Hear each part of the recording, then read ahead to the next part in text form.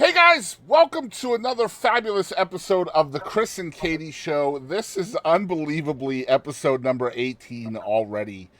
18 damn episodes. We started this I in know. May, and it feels like God, we just started, and yet here we it are. does. I mean, we've even And we've even missed a week or two along the way too.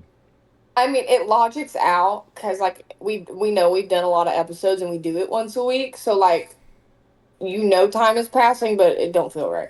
It doesn't at all. And we've talked about a lot of really cool things on the show as well. And as you guys can see, Kadie has a friend with her this week. We have our special guest this week. That is Kyle Venable from the Dallahachie Boys, which is a Dallas slash Waxahachie band, I'm assuming, right?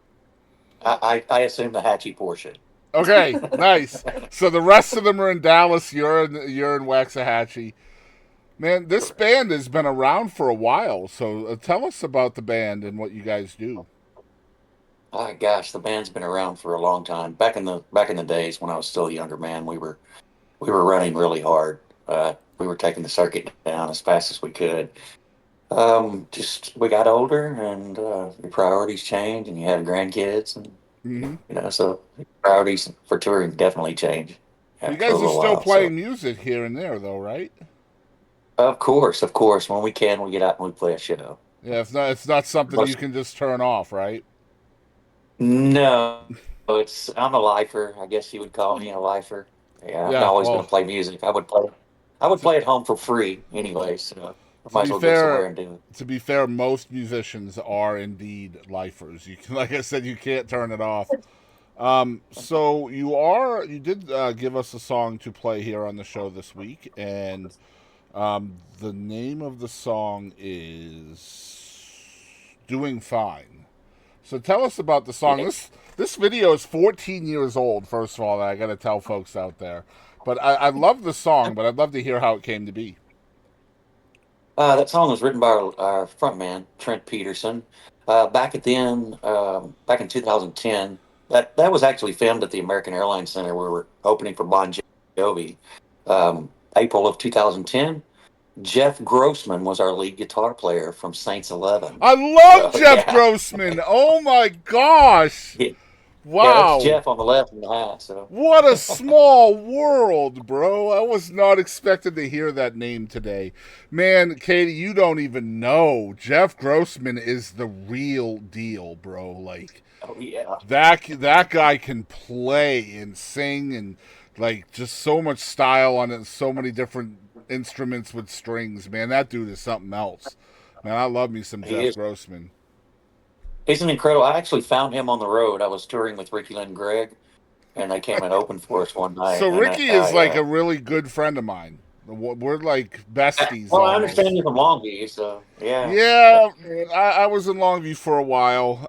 Yeah, Ricky and I used to produce the Ricky Lynn Gregg show, so that was one of the podcasts that I've done over the years. But yeah, small world, man. It's honestly, it's Well, really Boston, we hard. know a lot of the same people. We We know a sure lot of the do. same people. We sure do, man. That's awesome, man. I'm glad to have you here. But yeah, so we're gonna. I think the way we'll do this, since we are live, but we're also not live.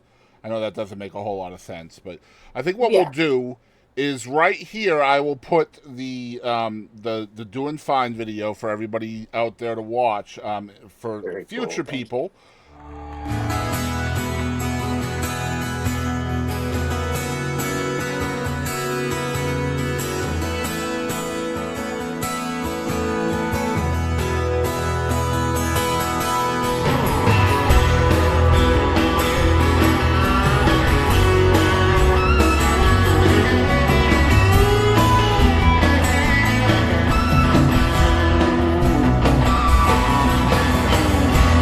Sometimes things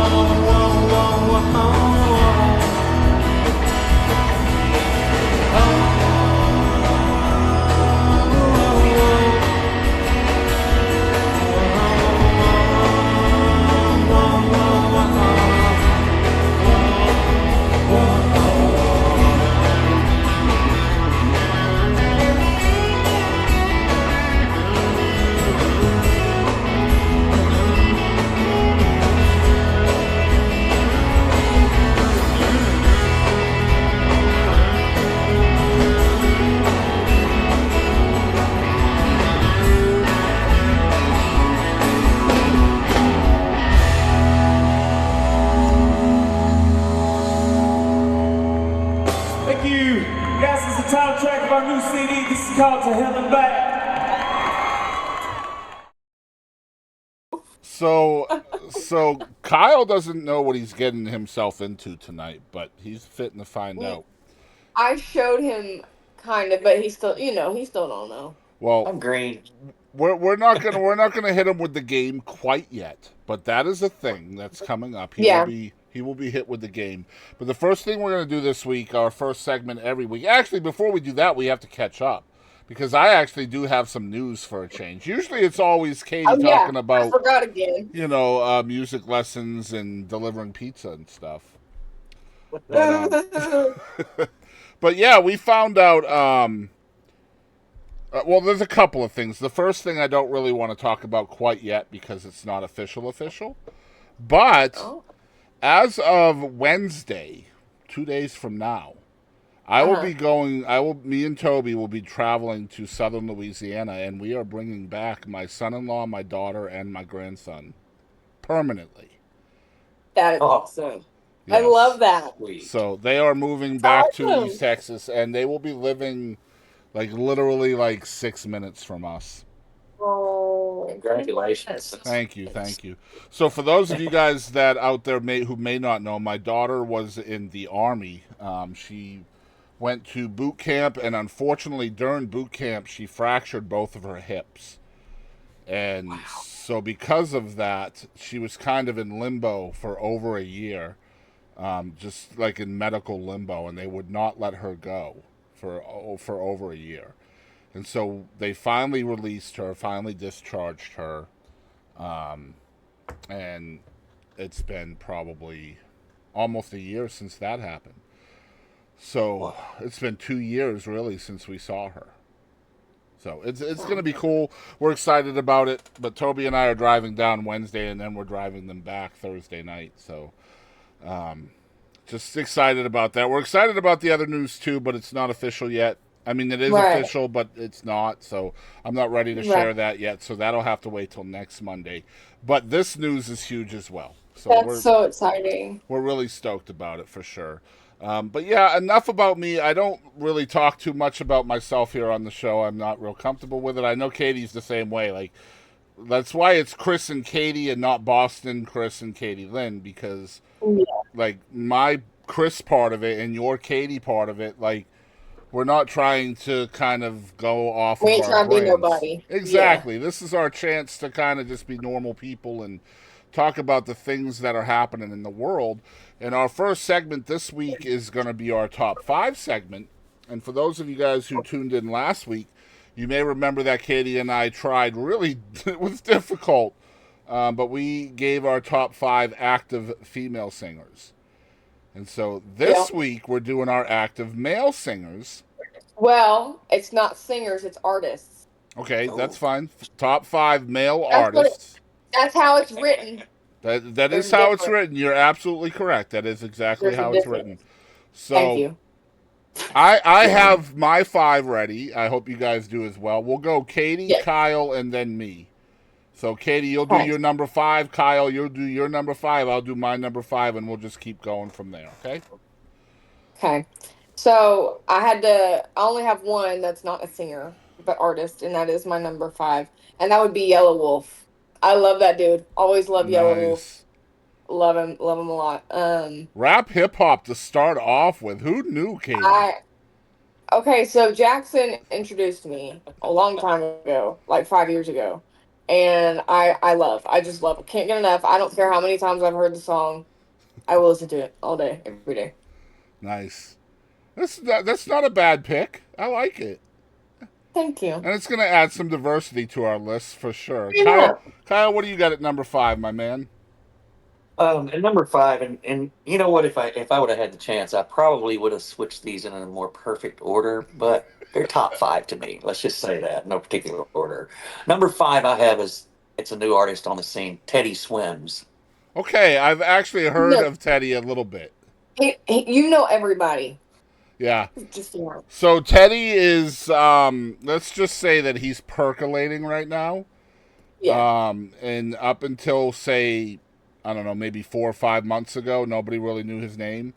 Yeah. But here, Yeah. I would say by the springtime, everybody on this planet will know who Teddy Swims is. Like, he's Yeah. He's just got legitimately that that good. monstrous, gigantic voice, you know? Yeah. It's And monstrous. yeah, and I have some gigantic voices on my list as well. One of them is local, actually, and Katie might be surprised. Maybe not. She knows me kind of well, so. But I feel like I have a pretty good diverse list here. I've got We really steampunk, do. I've got hard rock, I've got rap, I've got country, I've got kind of roots rock, Americana. So we're going to start with my number 5. I'll be very surprised if anybody has heard of him, but I'm fixing to let you guys know what's up. Okay, David Michael Bennett is my number 5, and the reason why a lot of folks may not know that name is because he is actually the lead singer of a band called Steam Powered Giraffe. And Steam Powered Giraffe is amazing. They are like steampunk rock, a lot of a cappella style music, It's and what? it's called Steam Powered Giraffe. Oh my god. I just have to look. That's what I was fixing to do, too. You guys should Yeah. check them out because they're always in character and they're fantastic. I love this. Those guys look crazy chill, right? They're Yeah. and the harmonies are ridiculous. You guys got to check them out if you haven't heard of them. Again, it's Steam Powered Giraffe. But my number 5, his name is David Michael Bennett.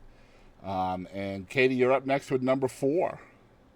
So I will go ahead and say right now that I felt wrong because my list would be very, very different if I thought of it like a band, like a lead to a band. Right. These are individual artists or artists that have had like more than one band or kind of like someone that is known individually. Right. You know what I'm saying? Mm-hmm. Because if I did male artists, they would all be metal.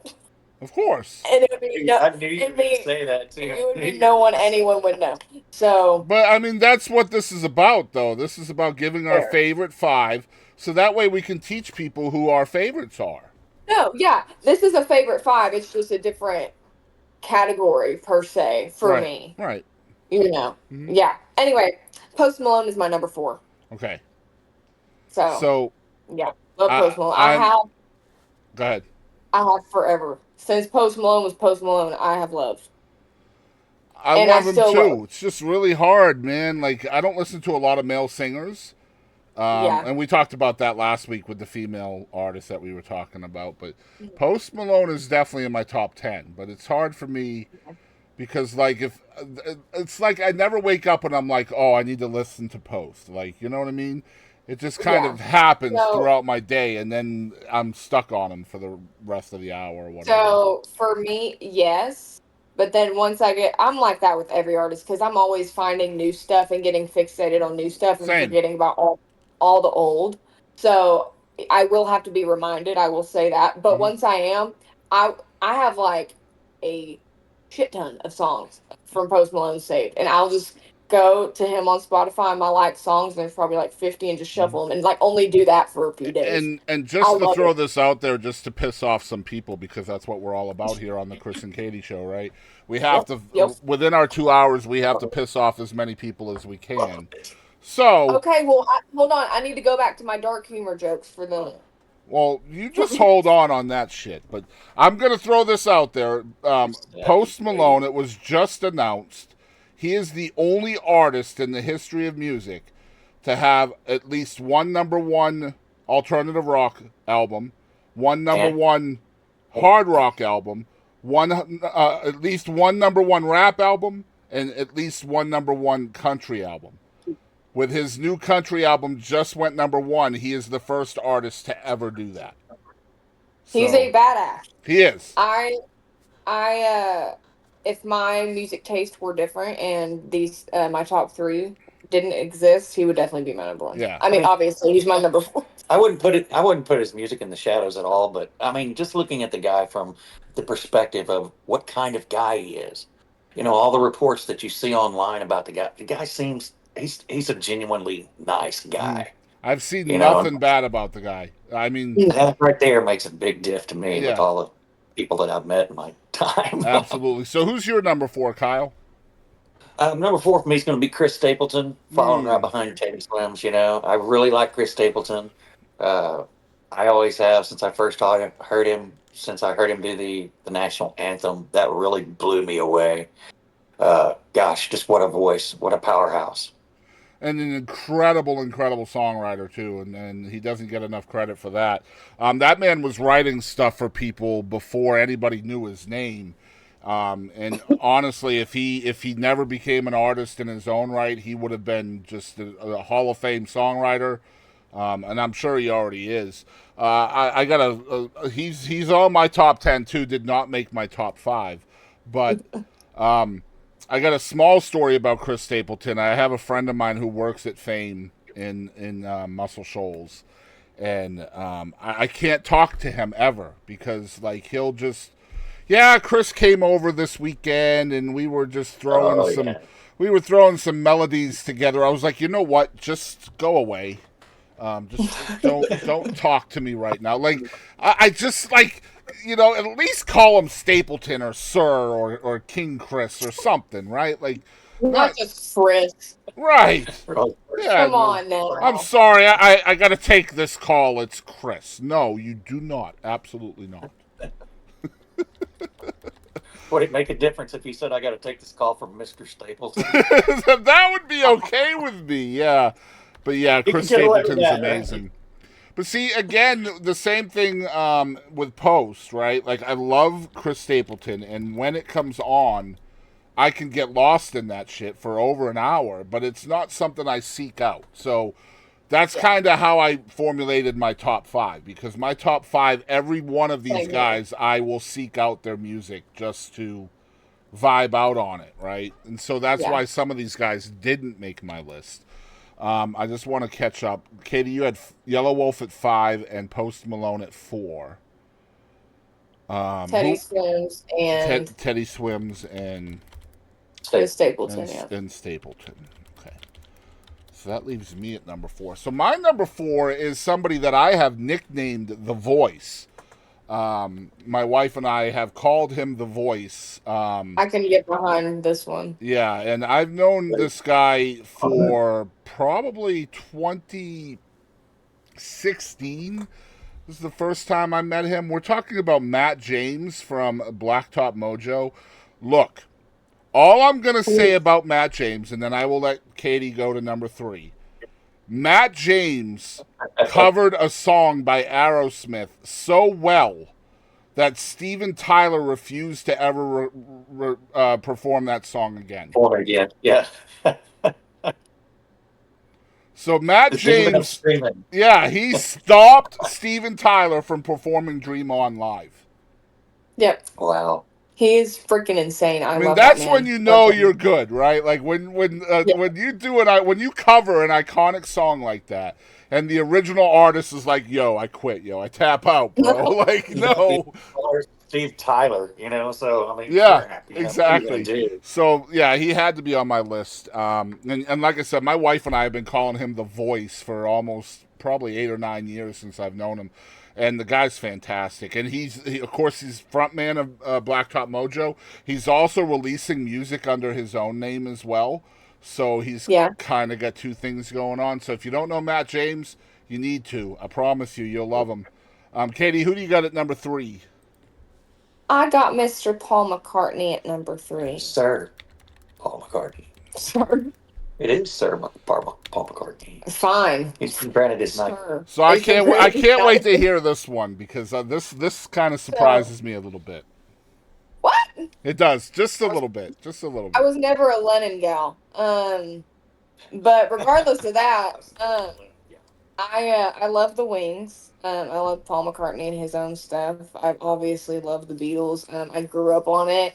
I was definitely very influenced by Paul McCartney and the Beatles, big time. When I was younger, I remember I was singing at the Wiley Opry, and I asked Jimmy, you remember the guitar player Jimmy?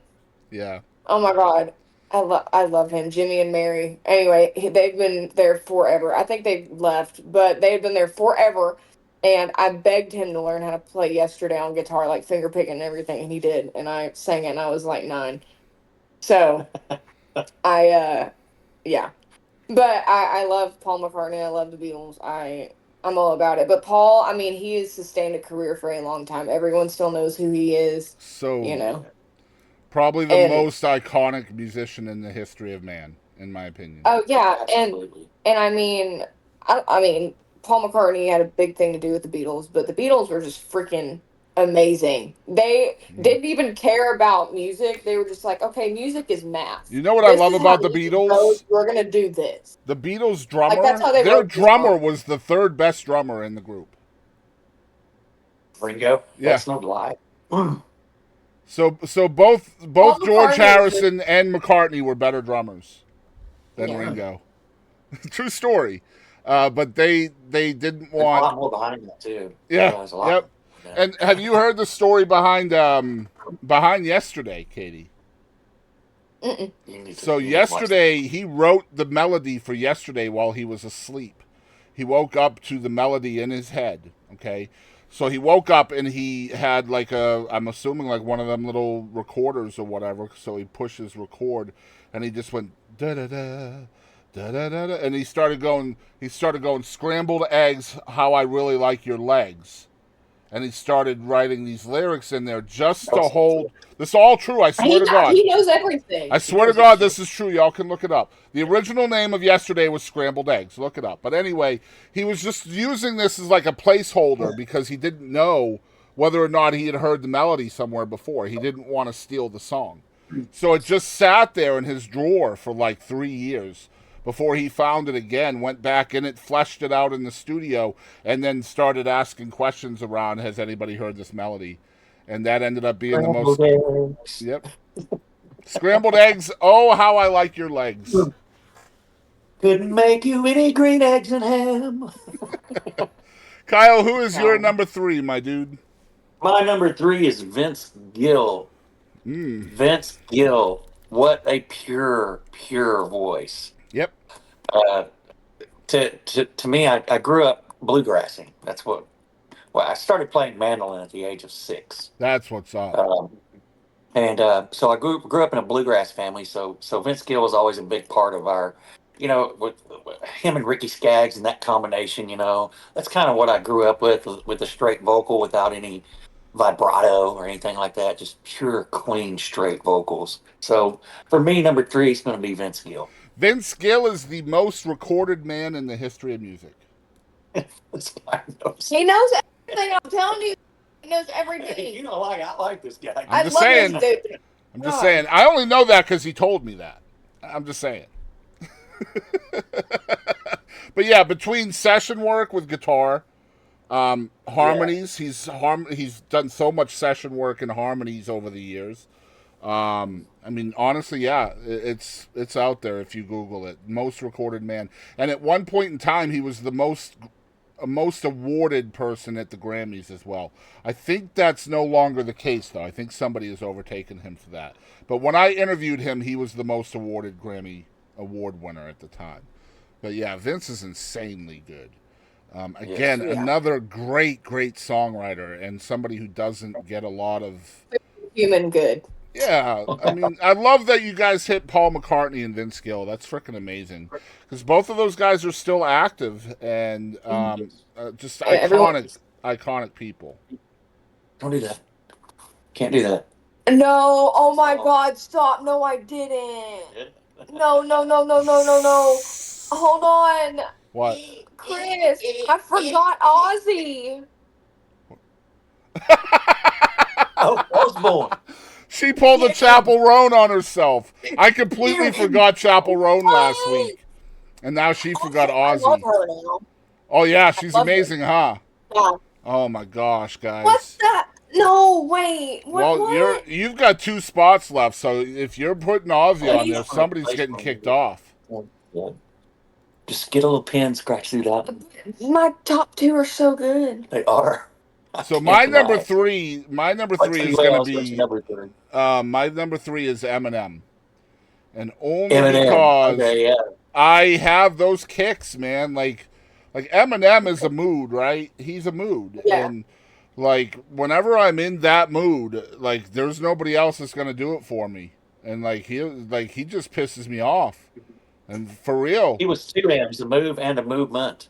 yeah. You know, Fuck, I mean, man. If I'm mad, bro, like Eminem makes me feel better. Like, okay, man, like right you know on. what?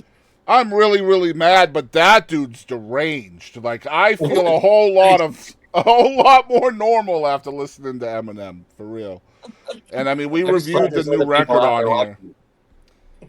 But yeah, I got Eminem at number 3, and now I get to listen to Katie struggle with her number 2, because Yeah, now So her here's number my 2 and excuse. number 1 are going to be picked over Ozzy Osbourne. I just want everybody to understand. She No, has picked. fun. Nope, hold on. She has a Great Dane named Ozzy, and yet so far she has picked Yellow Wolf, Post Malone, and Paul McCartney over Ozzy. And she does not have a Great Dane named Yellow Wolf or a Great Dane named McCartney. And you forgot Ozzy. How do Hold you? on. He's literally Ozzy. tapping around your house. Okay, so he hasn't released anything since 2022. Oh, so now you're loopholing your way out of this shit. You're trying to say Wow. he's not dead. active. He's basically dead. I love that man, but he's basically Hey, dead. Boston, It doesn't count. as us Texans call that, she's crawfishing. She's right? crawfishing. That's right. That's exactly what she's doing. You know what? I don't have to pick Ozzy because He's dead. he's not just not active, but he has no clue what's happening right now. He's not active in here. Once again, another man after my own brain. So who is your number 2 that actually knows who they are, Katie? Corey Taylor. I love me Corey Taylor. Not just Slipknot. Not just Stone Sour. She sounds so depressed. She's like, Damn. oh, it's Corey Taylor because he's active. He knows what his middle name is still, and golly, but it's not Ozzy. Like all disappointed in her picking her choice. Oh my god, this is great. I love Slipknot. Corey Taylor, yay! Well, okay. So funny enough, this is why I thought about it. Stone Sour opened up for Ozzy Osbourne when I saw him. So that's where I was like, wait a minute. Well, wait, I knew I was going to do that. now this is like that Kevin Bacon game where you try in degrees of separation and shit, right? Yeah, 10 degrees of 7 degrees of separation. So Stone Sour opened for Ozzy. So by proxy, that means Corey Taylor is actually with Ozzy in my number 2 slot. Is that what you're trying to say? No, but yes. That's not what I was getting at, but I will go with your plan because I like I it. think she meant yes, but no. This is great. All right, Kyle, what's your number 2? I've really got to blend these two together because the reason that I like them is the same. And I'm going to, if I could take that liberty and name two. Sure. Oh, yeah, since we're doing that now. Hey, I'm a guest. See the precedent you started, Katie? I would say because the reason being is because they play bass and perform and sing, and they're both frontmen. Geddy Lee or from Primus, Les Claypool. Oh my God! Like those two artists for me, because they play bass. It's because of so the bass. well. Yeah.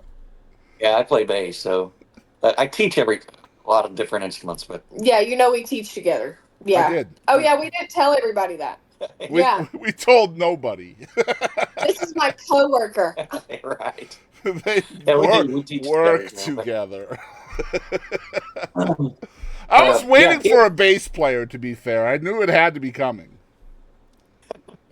Hey, I mean, all of them are flaky. I mean, the good ones, anyways, are usually flaky. Oh, man. I love when I'm interviewing a bass player and I'm always like, so just couldn't get a lead guitar gig or what? I mean, what's going on here? And they'll be like, no, I just wanted the bass. I'm like, no, you didn't. Get out of here. Nobody wants the bass first. It's enough trouble to try to sing and play bass for me personally. then throwing a guitar in my hands and adding, gosh, how many more strings do they have?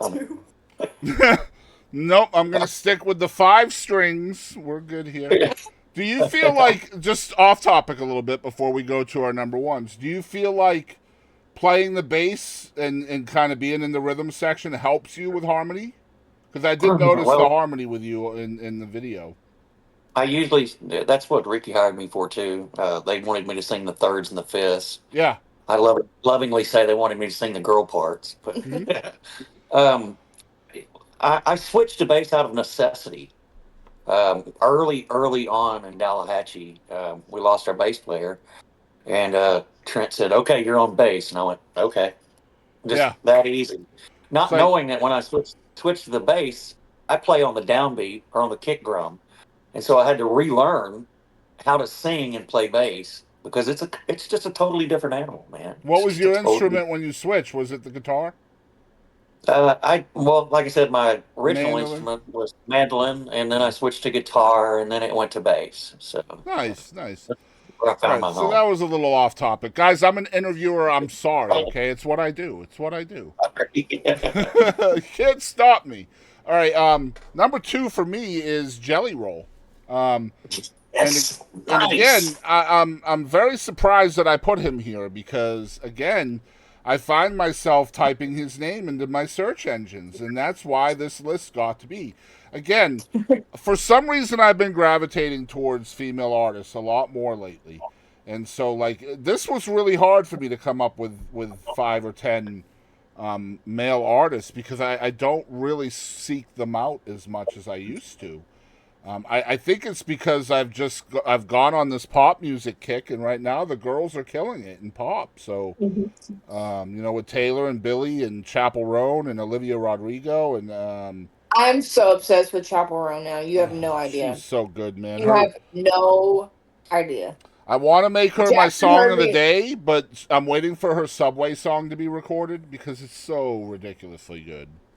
Jackson heard me listening to Casual. Her song. Amazing.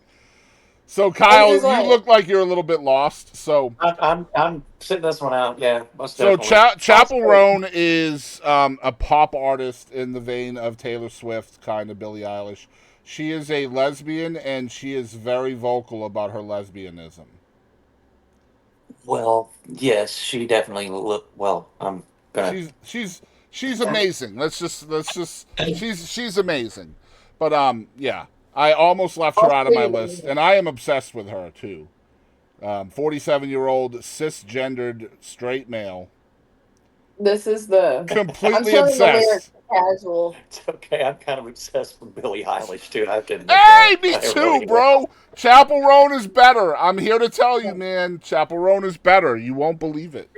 This is the chorus, so it repeats that a million times. So yeah, Jackson walks in, and I'm listening. Okay. Yeah, catching some lyrics here. She's amazing. She's amazing. Pretty powerful stuff there. It's good stuff too, though, and I'm glad she's blowing up. You should listen to it. So we're on number 1 for Kadie. Kadie's number 1 number right 1 now. For Kadie, yeah. Yep. Honestly, I probably, if I was to throw Ozzy in here, Yellow Wolf would have been booted down, and Ozzy would have been above Paul. So Ozzy would have been number 3. Wow. Only because as of right now, he's dead. So who's your number 1 then? Well, because I love Ozzy, but that's like looking upon the past. There's nothing to look forward to. You don't have to explain away your guilt to me, Kadie. It's fine. You just work that out later, okay? Fine. Well, my number 1, I don't regret it. And this is Myles Kennedy. Yeah. Nice. I love Myles Kennedy. This man, I will just listen to this man over and over again. I've watched the same, videos live of, Alter Bridge and Myles live, a million times. I just go watch it for fun. I'm bored. I'm going to go watch Alter Bridge live, like a freaking weirdo. But Myles Kennedy, he is one of the... I don't give a shit what anyone says. He is one of the best male vocalists ever. He has perfect technique. Mm-hmm. He has a huge range. I'm talking huge range. And he has perfect control. Love that man. And even though he's a little bit older now, live he sounds exactly the same with no effort. What's he like? I was gonna be 31? mean. What is he like? I was gonna be mean, All right, hold but on a I was second, nice. guys. Stream. Let's try to figure out what a little bit older now is. Hold on. He's in his. I'm pretty sure he's like You 52. mean like Vince Neil, a little bit older now? Okay, so he's 54 and I'm Oh, 47, and we were I just both said I'm 54. I'm both born in Boston too. Interestingly enough, yeah, There you interesting. go. So he's just a little bit older, stream, right? Wow. well, yeah, I've said that for y'all. She said that for our benefit. She Yeah. thought she was saying it. For Yeah, I was gonna say he's like y'all's age now, but he's So still doing great. first of all, I would never apologize for seeking out somebody musically. That's amazing, regardless of what it is, right? No, Unless but it's him. Nickelback. Nickelback's a different thing, but like anybody else, Well, okay, here's the thing that I love about Miles. He took an amazing band with a shit vocalist and replaced the shit vocalist with a new band, and it's like heaven. hmm You know everything. Yeah. Do you know no, not at all. Alter Bridge? You Do know. I know everything? No. Do you know Alter Bridge? Do I- So everyone that doesn't know, Miles Kennedy is the vocalist for Alter Bridge, and the band Alter Bridge is also Creed. Yes. Yeah. Yeah. So they're an amazing band, but then Scott just has to fuck everything. Oh, we can say that on here. Look, Wow. look, He's gonna okay. clip it out later. Look, We Scott, can say that. I do not agree with anything that she says, okay? So if you still want to come on the other show, that won't, Can you take no! me You, higher? look, stop it. Oh, sorry. Look, that guy's playing Frank Sinatra right now, okay? That's pretty badass. I don't know what biopic he's in, but he played Frank Sinatra in a biopic. Scott Stapp played Frank Sinatra. That shit is kind of funny to me. Kyle, what's your number one? As I'm spilling my drink, pardon me. My number one, because he's the greatest of all times that will ever live on the planet, is Robert Plant. Nice! Wait, is he still active? I think He did that album with Alison Krauss. I was that going to say, he might be in Bluegrass he did still. another one. He did two with Alison Krauss. I know. Um, And they're both That's the ridiculously latest good, thing I by the know way. about. Very, very good. he's just always been the man to me. I mean, I've always looked up to him. I always wanted to sound like him. I remember when I could scream Led Zeppelin for a couple of sets, but I dang sure can't do it no more. Right? Look, I mean, Not my regular voice. I just love an artist that can go from one niche, which Led Zeppelin kind of created their own lane, right? Like there's an entire lane that Led Zeppelin just kind of hopped in the snowplow and just Carved it out. parted Yeah, it man. out, and then you know what? I feel like doing a bluegrass album with Allison. Fuck it, let's do it. Like, how many artists can do that? Like, Love that. there's no, like, you know what? It's like Rod Stewart, right? Like, I know he's not on the list here, but like Rod was just like, you know what? I feel like doing some Tony Bennett, by God. Mike Range used to say this about Rod Stewart all the time. Worst, best voice ever. I know, because like that's something that should come on the radio and you know who it is, and that's not necessarily a good thing, but like it worked for him, by God. He's famous Right because on. of it. All right, so I got last name here, and I'm a little bit scared to put it out there because y'all weren't with me at all. But I got Tyler Childers at number one. Just because, don't you do that again. I would rather you yawn, young lady. I like Tyler Childers just because, again, he's a vibe. Like, and you go there, and like, there's just so many other artists that are kind of trying to replicate what he does, what he started. I mean, you got Zach Yeah, Bryan. you're right on that. You know what I mean? You got Zach Bryan, you got Oliver Anthony, you got all of these. Jason Isbell, who is, by the way, more famous than Tyler Childers, has changed his vibe because of Tyler Childers, in my opinion. Coulter Wall, like there's all of these artists. In my opinion, Tyler Childers has brought back roots music and Americana, and has brought back kind of that vibe. And I get why people don't like him too. Believe me. Yeah. Just it's again like the Nickelback Haters effect. gonna hate. Haters gonna hate. That's Haters right. gonna hate. So that's our top 5 male artists currently active. We have from Kadie Lynn, Miles Kennedy, Corey Taylor, Paul McCartney, Post Malone, and then Ozzy and Yellow Wolf in a team death match to try to get in. And we should try to create a team death match between them two because we'd probably get some views on that shit. I would like to see Yellow Wolf and Ozzy try to get after it. And we'll have Sharon referee that shit. That would be He did it hilarious. with Post. That's right. did it with That's right. Well, And then Kyle, who has a fantastic list, even though he couldn't go down to just 5 because of his bass love. sorry. But he's got Robert Plant at number 1 and a tie for second between 2 bassists, Geddy Lee and Les Claypool. Number 3, which is actually 4, he has Vince Gill. And number 4, which is actually 5, he has Chris Stapleton. And I love the fact that Teddy Swims is on this list somewhere as well. Because That's my top 6. that's his top 6, Winky Face 5. And my top 5 is Tyler Childers, Jelly Roll, Eminem, Matt James from Blacktop Mojo, and David Michael Bennett from Steam Powered Giraffe.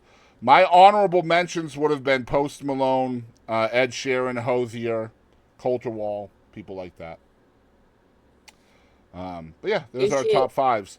So we're gonna switch over to Katie's bitch fit. I mean corner. And That's what it's called. I'm very frightened. I told you that's what it was called. So Ooh. this is our weekly segment where Kadie Lynn tries to get our show canceled, and we will see what I'll point it happens. to me. I'm very, very frightened by this. Katie, I will let you know by nodding when you are in your bitch fit. Here we go. Full screen. Okay, also, for one, just to start, this is not a part of my setup, nor what I normally show, so you're not allowed to look at that. And anyway, so, hi. So, after the first episode of Katie's Bitch Fit, I probably figured it wasn't a good idea to do the dark humor, regardless of how many funny ass jokes that I find that I can't say here. Just because I do like our viewers and my viewers might not like me, and I want them to like Chris too. So, we're here not just for me and my selfish desires. So we are here with dad jokes.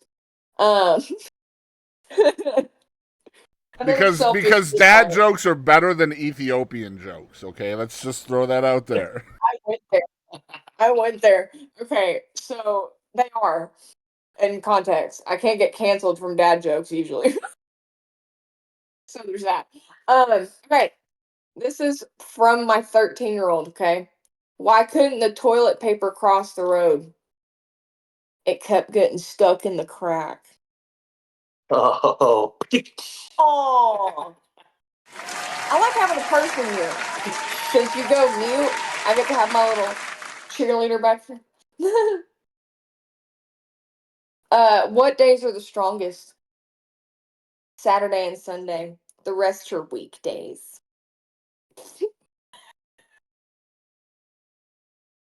Maybe we should have. Hey, to all the pregnant ladies out there, happy Labor Day. Today is actually Labor Day for all the people on the stream, obviously. But for everyone that's seeing it recorded 2 weeks later, today is Labor Day, so it's still funny and it can be funny 2 weeks later. So, okay, I'm gonna find one more. I can't say. You can't say it.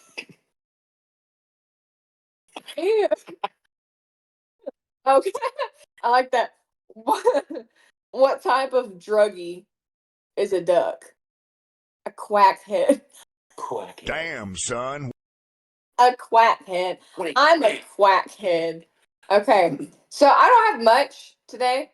Mostly because I'm still getting used to this being here, and yeah. But I have a funny story to tell, and so this is actually going to be pretty interesting compared to probably the last two.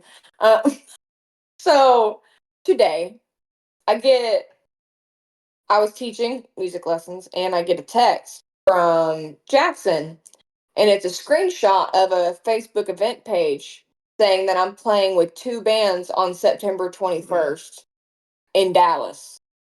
And I was like, excuse the hell out of me. I'm doing what, when, where, how? I said, I didn't talk about this. Now, I'd been talking to one of the other bands because I'd played with them at another show. And we had been in contact saying, like, we need to plan a show to do together and everything. But that was back in July. And we talked about maybe that same place on, like, the 27th, 28th of September. I told her just to text me because we were on Facebook. And I was like, text me. I don't get on here a lot. So just text me and you'll reach me better. She never texted me, never heard anything else. So we just kind of, let that evaporate. I forgot about it. Life goes on. And that was the last I heard. And then I see this event page and I was like, Jackson texted me that. And I was like, what? What? Because look, here's the thing. I do that kind of shit. I've done it multiple times. Usually it's acoustic shows, so that's better than full band. But I will be just like chilling on the couch. Jackson's like, Kadie? I'm like, what? Did you see this post on Facebook? No, what? He said, you're supposed to be playing here tonight in 2 hours, 30 minutes away. And I'm like, oh shit, I've done that quite a few times. So, Stream, this is what happens when you have people and then all of a sudden you don't have people anymore. Yeah. So, yeah. But, yeah, so that happened. And I was like, I've been missing a lot of phone calls and stuff lately. I don't know why. I've been getting a lot of weird calls from weird phone numbers, like scam shit. So I've just been ignoring a lot of shit, and I got text messages, and I didn't pay attention. It was from a phone number. Well, she texted me, same chick, and she was like, "Hey, I couldn't find our message thread, but I was just wanting to check in with you about the show." I was like, "What? No, what?" And I texted her back, and I just sent this paragraph, and I was like, "How do I literally be like we?" Because also, I'm over here second guessing myself. Like, did we have a conversation that I'm not aware about and that I can't find? I'm like, because I do this, okay? I do this. So I'm like, is this an actual thing? So it wasn't. Thank God. I was actually right. I didn't F up or anything, which is very unusual. Also, meanwhile, I'm teaching lessons while I have these thoughts going through my brain, right? And then I have like a 30-minute gap. Okay, so I call Jackson. I'm like, hey, what the hell's going on? Kind of thing. And then he tells me that he talked to my guitar player, Chris. And Chris has been in the band the longest. And he knows me the best. And he knows I do this kind of shit. And it's supposed to be full band. Okay. And he was like, no, she didn't. I know he was just like, she did it again. And I always forget something. Like, I always forget a guitar stand, or I always forget a chord, or I always forget something. He's always having a cover for my ass. So he's like, oh my or God. battery, or. Hey, yeah, So, yeah, but it's always something. It's always something. Um, I've had to be brought, like, literally a microphone before. It was my sound setup and I didn't bring a mic. Like, I literally had to provide everything else with my own and just didn't bring a mic. Yeah, so anyway, I messaged her and I was like, how do I say this mildly? Also questioning what is going on because I may or may not have been on the phone with this person at some point and agreed to this. So how do I also not sound like a lunatic? Kind of like, how do I like give in but question at the same time? So like, regardless of which way it goes, I don't look like an idiot. I'm sitting here trying to finagle how to how to word this shit. So I ended up sending. I started it off. I said, hey girl, and I said, we've only messaged on Facebook, but now I have your number, LOL. So, like, telling you, like, our only messages are on Facebook. Okay, because she said I couldn't find our text thread. There is none. There's nothing. There nada. So also, let me just say right now, this chick is so cool. Love her a lot. Already, but man, I sent this paragraph. I was like, so, could you give me some details about the 21st? Me and the band are available, but I just don't recall talking about the 21st because we talked about doing it the same place like the week after, but we never confirmed anything. So, but that was in July and, never confirmed. So, out of my brain. But I was like, surely that's what have happened. She's like, no, I talked to the other band and confirmed it with them, and I just never confirmed it with you for the other day. I was like, thank God. Thank God I'm not the idiot this time. This is Am I the Asshole? And this time I'm not. When I usually am. Uh, not the asshole. Am I the Asshole with Katie? That would be fun to do. A little Am I the Asshole? That's a new game. We can add it to the wheel. I don't know what it'll be. Reddit? Yeah. Call it Am I the Asshole? Is your bitch fit over? Yeah, we'll call it over. I keep talking a lot. Katie will bitch forever. Katie will bitch for hours. Hours and hours and hours. Okay, you're back. All right. You're Good back, Lord. Paul. I'm allowed back. Oh, I think we all do that scheduling shit, man. Like, so we have Google Calendar in my family now because we're a family of 5, and 2 of the people in the family do not drive, and the 2 people that do not drive have the most doctor's appointments. Nice. So I get that. I better say this. That's just like my wife doesn't hardly ever drive. My son's 20 and he won't drive. mm. I can relate to that big time. So my mom, she'll be 70 next year in January, and she tried driving once in her life, and she didn't like it, and just never did it. Wow. Just a phobia. She's afraid of it. She couldn't do it. So, so since my dad passed away in 2013, like she depends on us. But Google Calendar is kind of good, but at the same time, like she's almost 70 years old, so it's like Yeah, Google Calendar is it's the technology, right? So it's like, okay, look, Mom, if it's not on the calendar, then the rest of us don't know what's happening, right? And so that's the thing. And then with our podcasting, you and me, and then what I do with the interviews, all of that goes to Google Calendar as well. And I didn't know for the longest time that I was only sharing my dates with myself. So apparently they're all color coded and shit on there, right? Yeah. So like the whole Boston Chris color is like a teal color, right? So all of my interviews and podcasts and shit like that were all in a teal color, and the family color was purple. And so my wife was like, "Is your shit purple?" And I'm like, "If we're talking about the hair, absolutely." But she's like, "No, the calendar." I was like, "What do you mean?" Like I was so lost. And so, like, they would always walk in on my interviews not knowing, right? So, like, anyway, my calendar color has to be purple. That's what I learned. My calendar, Jackson's color is purple and mine is teal, which is funny. So. That is kind of funny, but yeah, I mean, I have 3 different places that I write down my schedule now because I'm old and I do have some cognitive issues. So, like, I have reminders on my phone, I have reminders on my PC, and then I have a Google Doc as well that I work all of my podcast. Like, you see the Google Doc that we have for our show. Yeah. I also have one for the other show as well, which is so convoluted. Oh my god! That's how smart people do things. Unlike, I mean, I have to do it because I forget, though. That's the thing. Well, I kind of remember. I'm sure you do too. When we knew where we were going and remembered phone numbers and things like that, you know. Are you? So do you turn the radio down in your car when you want to see better? Because I do that shit all the time. I can't see. It doesn't matter if well, I turn I'll the radio give you an down. example, right? If we're looking like, let's say it's like 10 o'clock at night, stream, back me up, because I know other people out there must do this shit. Okay? Let's say it's 10 o'clock at night, you're trying to see a street sign. Am I My the mom does only that. one that turns the radio down until I can find the street? My mom does that. My mom does that.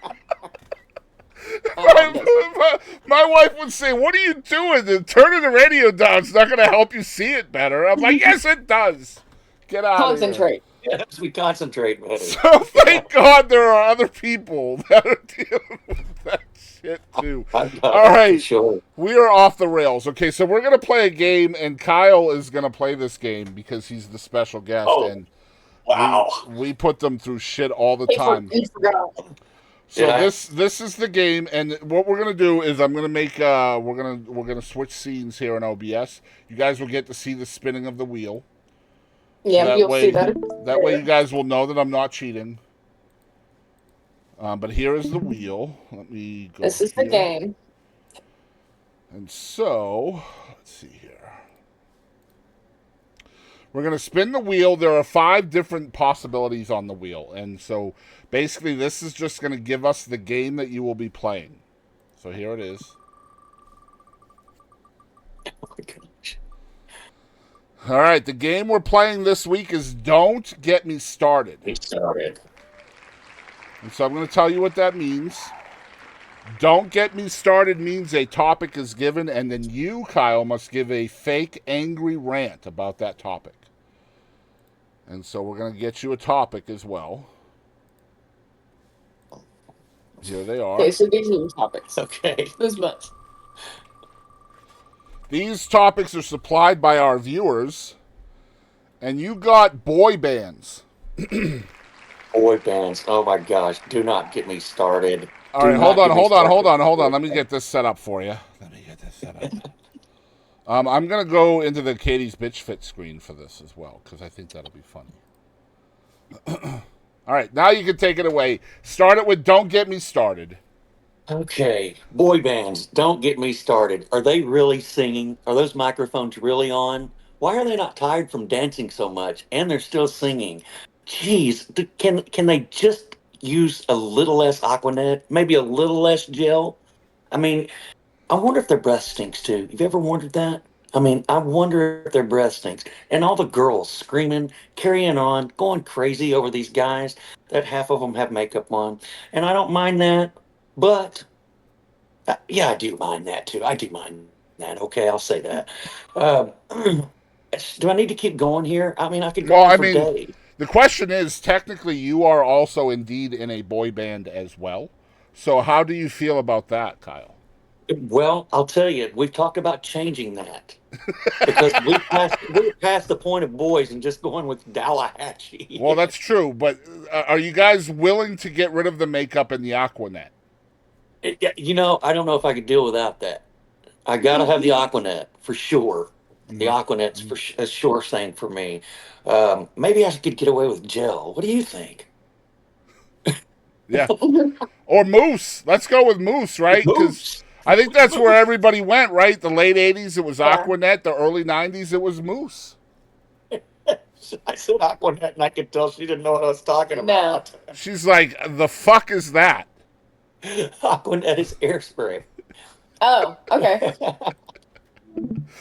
I remember my mom had a huge thing hairspray. Oh my god. Okay, All right. this is your angry rant. Jimmy Joe You done? says, Yes. the whole turning down the radio to see better is a real thing, though. It usually Yeah. happens because the person gets overstimulated. Turning down the radio helps them focus better, a.k.a. seeing better. I'm going to go with that, Jimmy. It sounds good to me. I like that explanation. It's not because I am senile. So next time Louise says something, just yell at her and say, "I'm overstimulated." That's right. I'm going to say, Jimmy Joe says I'm overstimulated. Calm your tits. Don't yell at her. No, I did I'm not going to say say, that. I will not say calm your tits to a redhead, whether she's my wife or not. That would be a bad idea. Don't tell her I said shit neither. Well, I told her the ginger joke you said several weeks ago about chemotherapy. Oh yeah, how do you cure a ginger? And I said chemo. Oh. That was one of the. Yeah, that was one of the. She, like I That said, was trying more to get us like it. canceled. All right, guys, we are finally to our topics.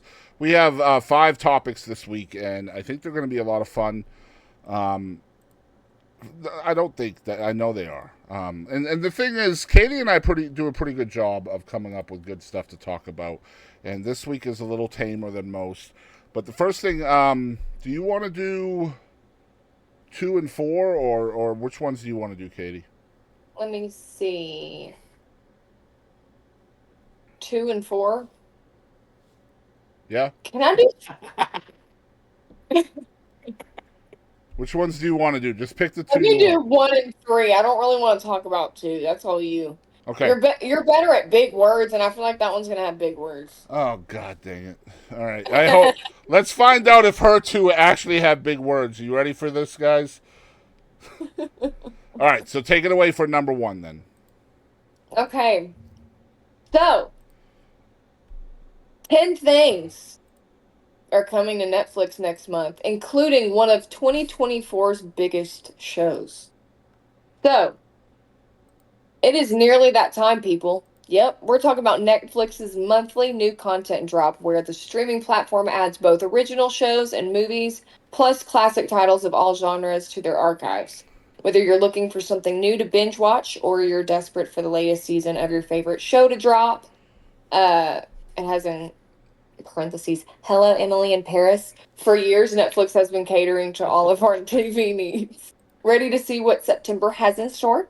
Well, here are our 10 shows and films coming to US Netflix next month. Okay, here we go. Along Came Polly. So it is a iconic thousands rom-com starring Jennifer Aniston and Ben Stiller.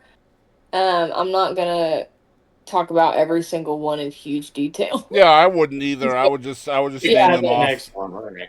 Yeah. Magic Mike, everybody, is coming. This is the important one, guys. Yep. Magic Mike. Yep. We got some Channing Tatum up in here. We loving the thousands. We loving it. Okay. Golly. All right. We got Outlast season 2. Jackson's gonna love that. So I just started watching Outlast the first season. It's pretty dope. I'm enjoying it so far. It's not my thing. Jackson loves that kind of shit. Yeah. I'm okay with it. And then we have Apollo 13 Survival. This is a documentary, which I think is pretty exciting. Yeah. That's September 5th, so just in a few. So everyone watching this, not live, but when it comes out in a couple weeks, all of this shit is already on here. Yeah, it will already be out. That's right. Yep. Already be posted, yeah. Yep. This is the one I can't wait to see. The Perfect Couple. Yes. We got that coming on, based on the 2018 novel. It doesn't say God, I forgot both her and his name. In it. Well, I know that's Nicole Kidman on the right? Yeah, Nicole Kidman. Yeah. And the guy that played the... Yeah. Yeah, I don't know who that is. Anyway, whatever on that. Selling Sunset season 8. Yeah. I've never heard of that show. I mean either. Jack Whitehall, yeah. Fatherhood with My Father. Interesting. Yeah, I don't know. Then The Circle, season 7. I have not watched that. The Circle. So this is like some kind of game show. That looks pretty cool. Is it?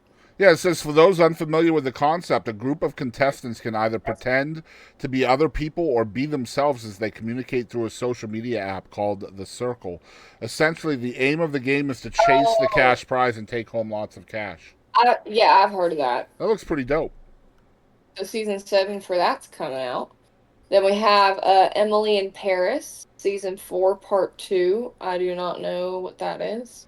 I'm surprised this is number 9 on this list, because I think this is the one that probably has the most hoopla, that people are the most excited about, that I've seen. I love What's Her Face. I don't know names. What's her face? The chick. I don't know her name either. Yeah. I've seen her in a lot of stuff. And then we have His 3 Daughters. And His 3 Daughters has Elizabeth Olsen in it. Elizabeth Olsen. Yeah, I see that. So yeah, we got 10 new things coming to Netflix if you do have Netflix out there, enjoy those. There's a bunch of stuff coming off of Netflix too. And I think in the future we're going to be doing a lot more of these types of segments where we're telling people what's being streamed and where. I think it's always good because I don't know about you, Kadie, but I'm always struggling to find shows. Oh yeah. Just because like it's so oversaturated. So like when I find a decent one, like I'm watching The Boys again, trying to like Oh, I love The Boys, but man, I struggle with just like attention span is so bad now. Like I think the last show that I actually watched beginning to end in like a short amount of time was Ted Lasso. But yeah, those are 10 things coming to Netflix. Netflix. And unfortunately, as we segue to our second topic, this next lady will not be watching any of those 10 things that are coming to Netflix because she did. And I will tell you why. Did you guys know that a woman was found dead in her cubicle 4 days after clocking in? Guys, this is how you know. Look, as we all survived. Yeah, it was a Wells Fargo employee, and I'm going to get into that. But let's talk about the fact that during the pandemic, we learned who is essential and who is not, right? This lady was clearly not essential because nobody noticed not only that she wasn't working, but that she was literally decomposing while clocked in. She was literally... She literally had bodily fluids leaking onto the carpet, and she was getting paid to do it. Let's just keep it real. I mean, hell yeah for her on that. Right. Yes, queen. Hey, look, if you're going to die, at least do it while you're on the clock. Am I right? Yeah. But anyway. A couple extra days out of it anyway. That's right. Queen. Yeah. I need to call in my sick time. But anyway, Police in Tempe, Arizona are investigating after a Wells Fargo employee was found dead in her cubicle 4 days after she last scanned into the building. The police department responded to the office on August 20th after being notified by building security. Police identified the worker as Denise Prudhomme. Or we'll go with Prudhomme because that's... wasn't that Josh Homme? That's how they pronounced it. I'm going with Prudhomme.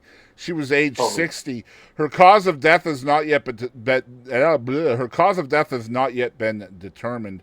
The preliminary investigation did not show any obvious signs of foul play, police said. Now, Prudhomme scanned into, or it's probably Prudhomme, actually, scanned into the building the morning of Friday, August 16th. Her body was found on August 20th in her third-floor cubicle, and she was pronounced dead at 4:55. A spokesperson for Wells Fargo said, oops. No, that's not what they said. Said Prudhomme's cubicle, her cubicle was in an underpopulated part of the building. Okay, look. There's a reason why we didn't know. It's because we sent her ass to Alaska. In the closet. That old lady in the closet. We told her to go to the corner and she listened. And they're deeply saddened by the loss of the colleague that was clearly not an essential worker. I mean... We are committed to the safety and wellness of our workforce, the spokesperson added. You sound very committed to that. I will keep it real. Wow. Imagine being a cubicle worker and dying on the clock and nobody knows about it for 4 days. For 4 days. And then they're trying to say that the safety and well-being of their workforce is of utmost importance. Oh, it makes a lot of sense. I mean, don't get me started on Wells Fargo to begin with.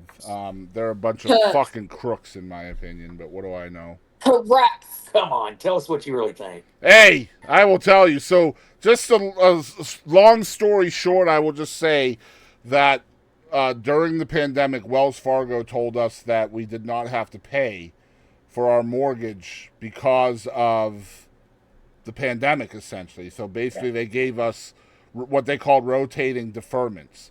So as long as the pandemic was going and there was a state of an emergency, according to the government, then we had rotating deferments. Well, the rotating deferments were complete bullshit. So when the pandemic ended, they wanted like $16,000 to not foreclose. Yeah.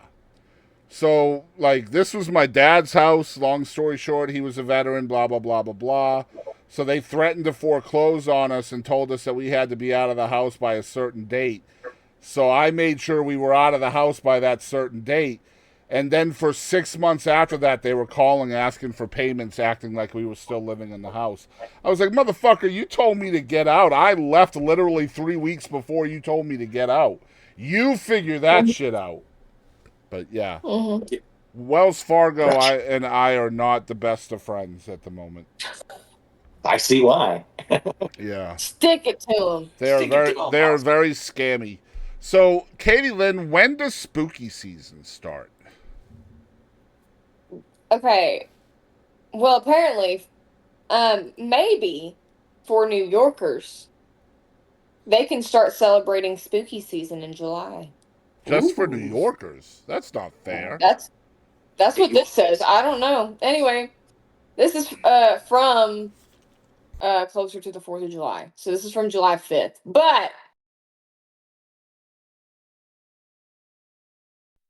Well, they essentially say that the spooky season, which is for Halloween, obviously, supposedly starts when July 4th is over. And the reason why is because that's what I was going to say. There's no major holidays in between there. No, so it's the next one coming up. Yeah, so like after New Year's, people go ahead and go to damn Valentine's Day. Mm-hmm. So the wife, I said to my wife, I said we need a topic to talk about that maybe not a lot of people talk about. And she says, well, maybe you should ask each other when the spooky season should start. I was like, that's a great idea because literally it was early August and I'm looking at jack-o'-lanterns and shit at frickin' Walmart and I'm like, yo, this is a problem. So my 2 cents as a little emo goth kid, that lives in a spooky season 24/7. For real. Lives in a Tim Burton movie. I wish. Oh my god. Also, I cannot wait for Beetlejuice 2. Me too. Never. Anyway. I almost got political. I'll leave it alone. Keep going. Anyway, now I don't remember what I was saying. You almost did it to me. Pumpkin spice. How do we feel about that shit? I've never had it. Jackson I told him that the other day, and he actually bought me a pumpkin spice cookie dough that he's gonna make cookies. So I think there are probably 3 types of people. I think there's the people that don't give a flying flip about Halloween, right? Then you got the people that are just like over frickin' they're like Halloween cult members, right? Like I remember my point. It's a great pagan holiday. Yeah. As much as I love Halloween, and I would love to, honestly, I buy Halloween decorations for normal house decor. Yeah, quite a bit. But here's my thing. The weather does not feel like Halloween right now. No, that's where I sit at. That's where I sit at. So when the weather feels right, that's where we'll chill at. Now, I will say, was it yesterday? That's what I was going to say. It had been raining a lot, and the high was maybe 80 at the most, and it got and it was gloomy. That's what we're about. That's the Halloween vibes. But this 90, 100 degree crap ain't cutting it. So to be celebrating Halloween. Well, I mean, this is capitalism at its finest too, right? Like all these holidays. Yeah. I feel like most of these holidays are only even known because of we must sell. Yeah. Sell. Yeah. You know what I'm saying? And Halloween, I think Halloween has kind of overtaken Christmas as perhaps the most lucrative season of the year, I think. Maybe not, because, I mean, there's no gift giving either, but, I mean, I don't know. It just feels like I'm a fan of Halloween. Costumes. Right.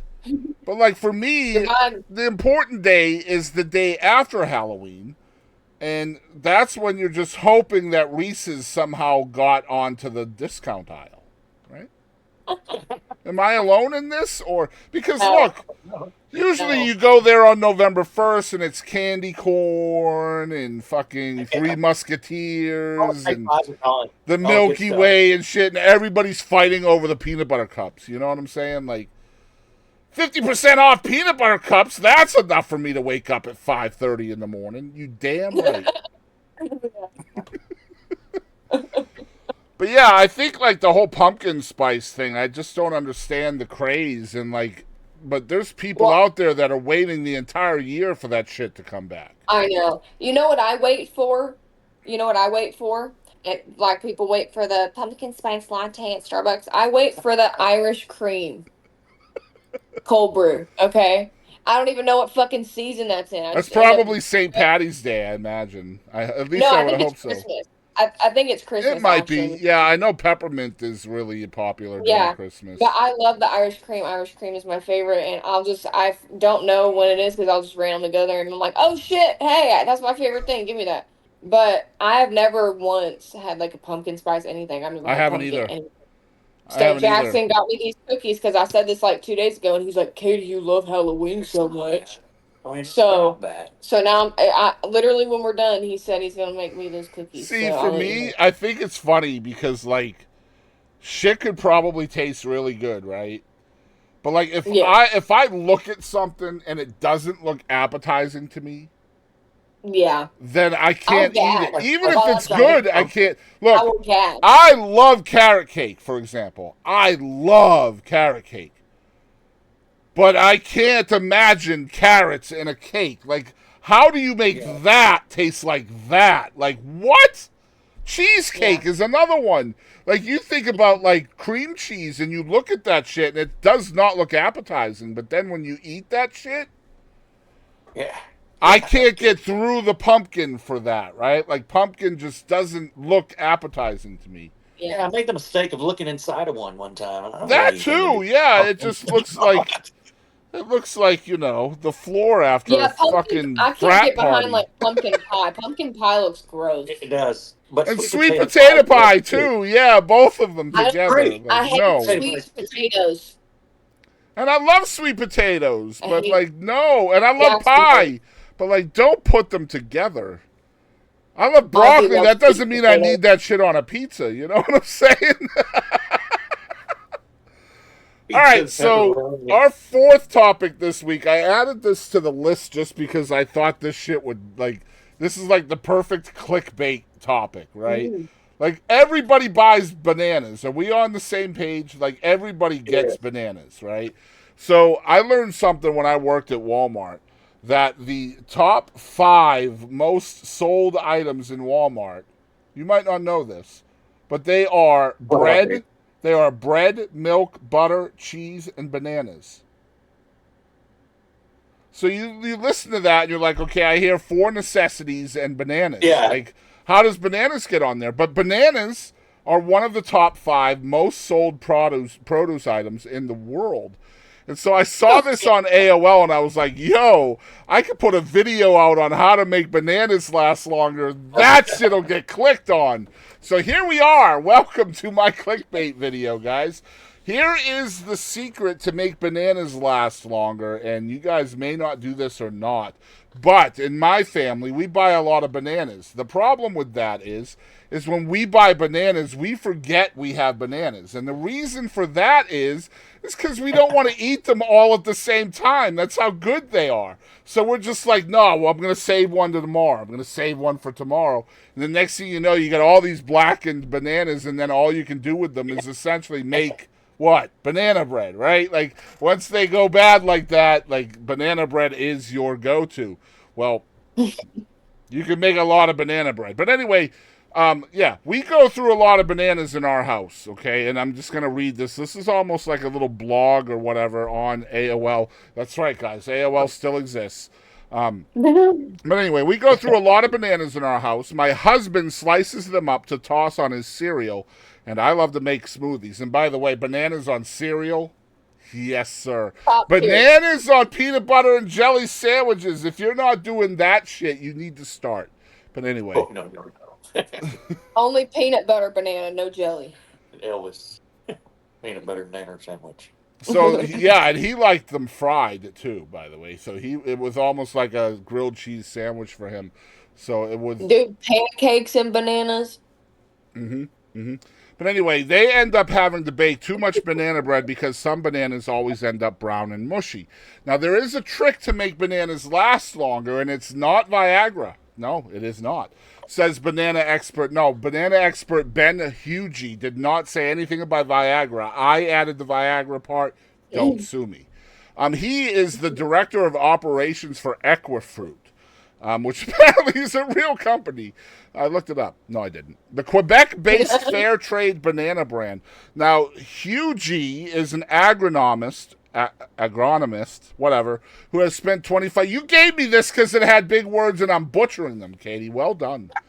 But this man has spent 25 years in the banana business. And bananas... Okay, so here's why they go bad, all right?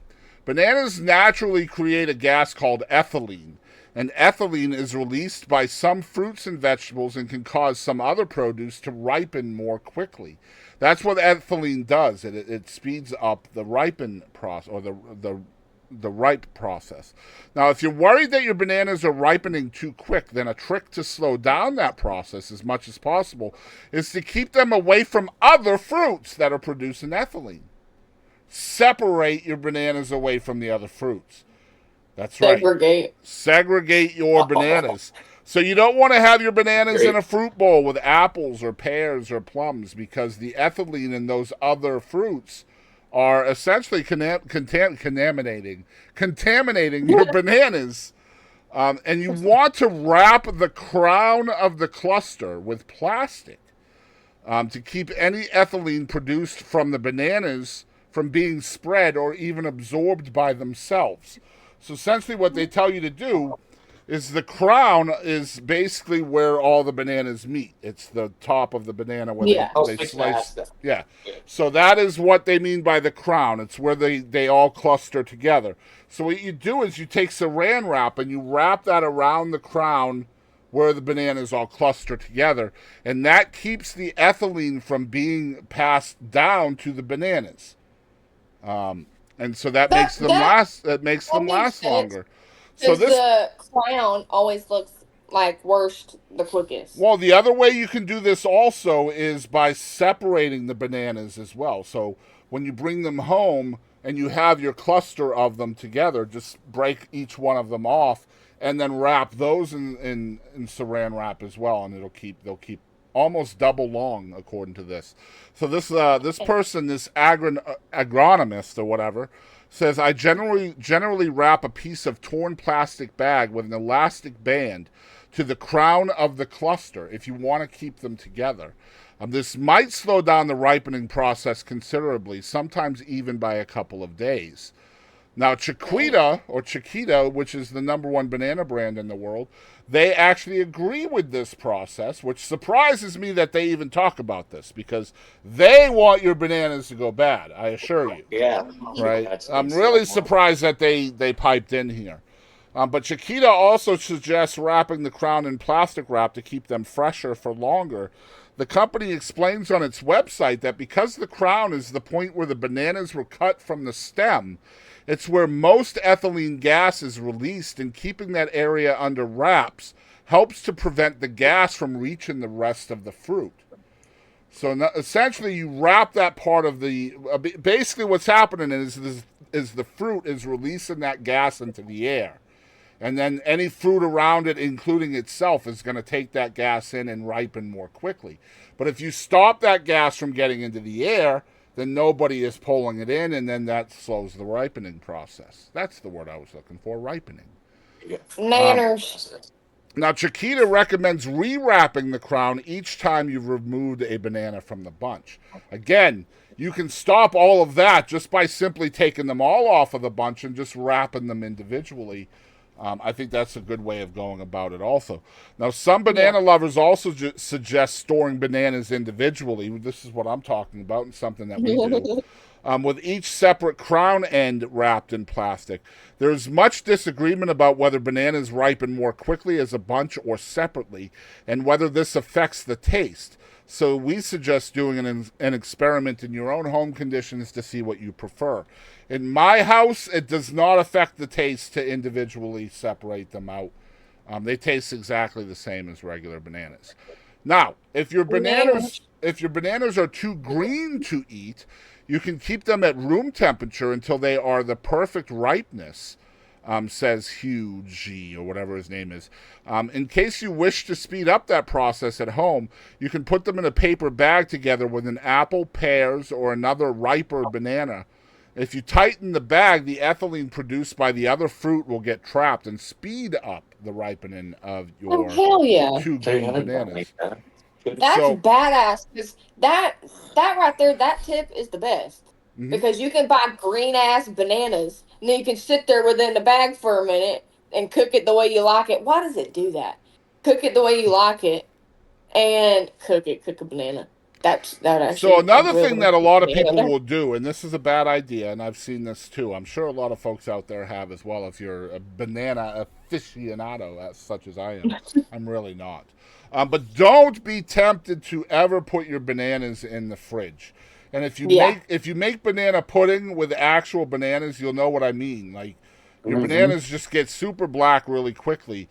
But he says it is best to keep your bananas always above 57 degrees Fahrenheit.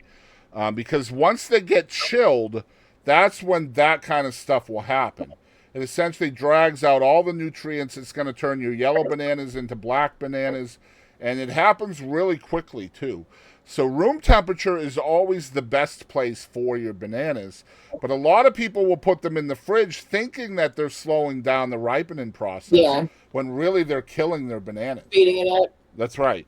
But you got to remember that bananas love tropical temperatures. Therefore, you should never, ever, ever, ever, ever, ever place bananas, green or yellow, of any color, in your fridge if you want to eat them as a fresh fruit.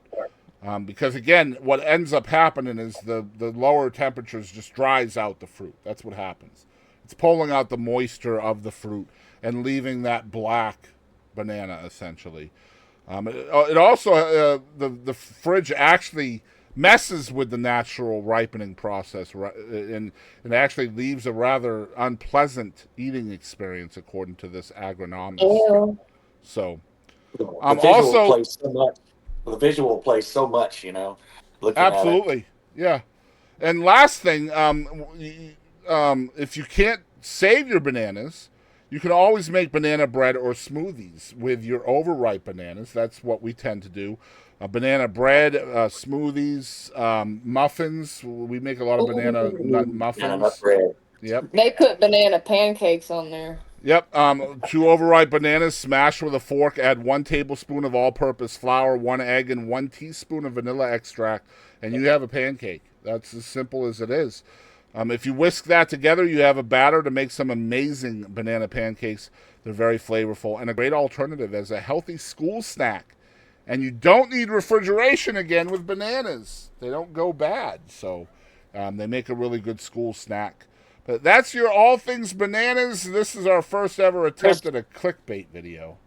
Chris, just one more thing to add, going back to the Viagra and the bananas. And, if your bananas do start experiencing priapism, they should probably contact a botanist immediately. That's right, a botanist. I tried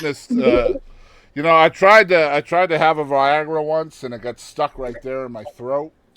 I had a stiff neck for weeks, Katie. A stiff neck for weeks.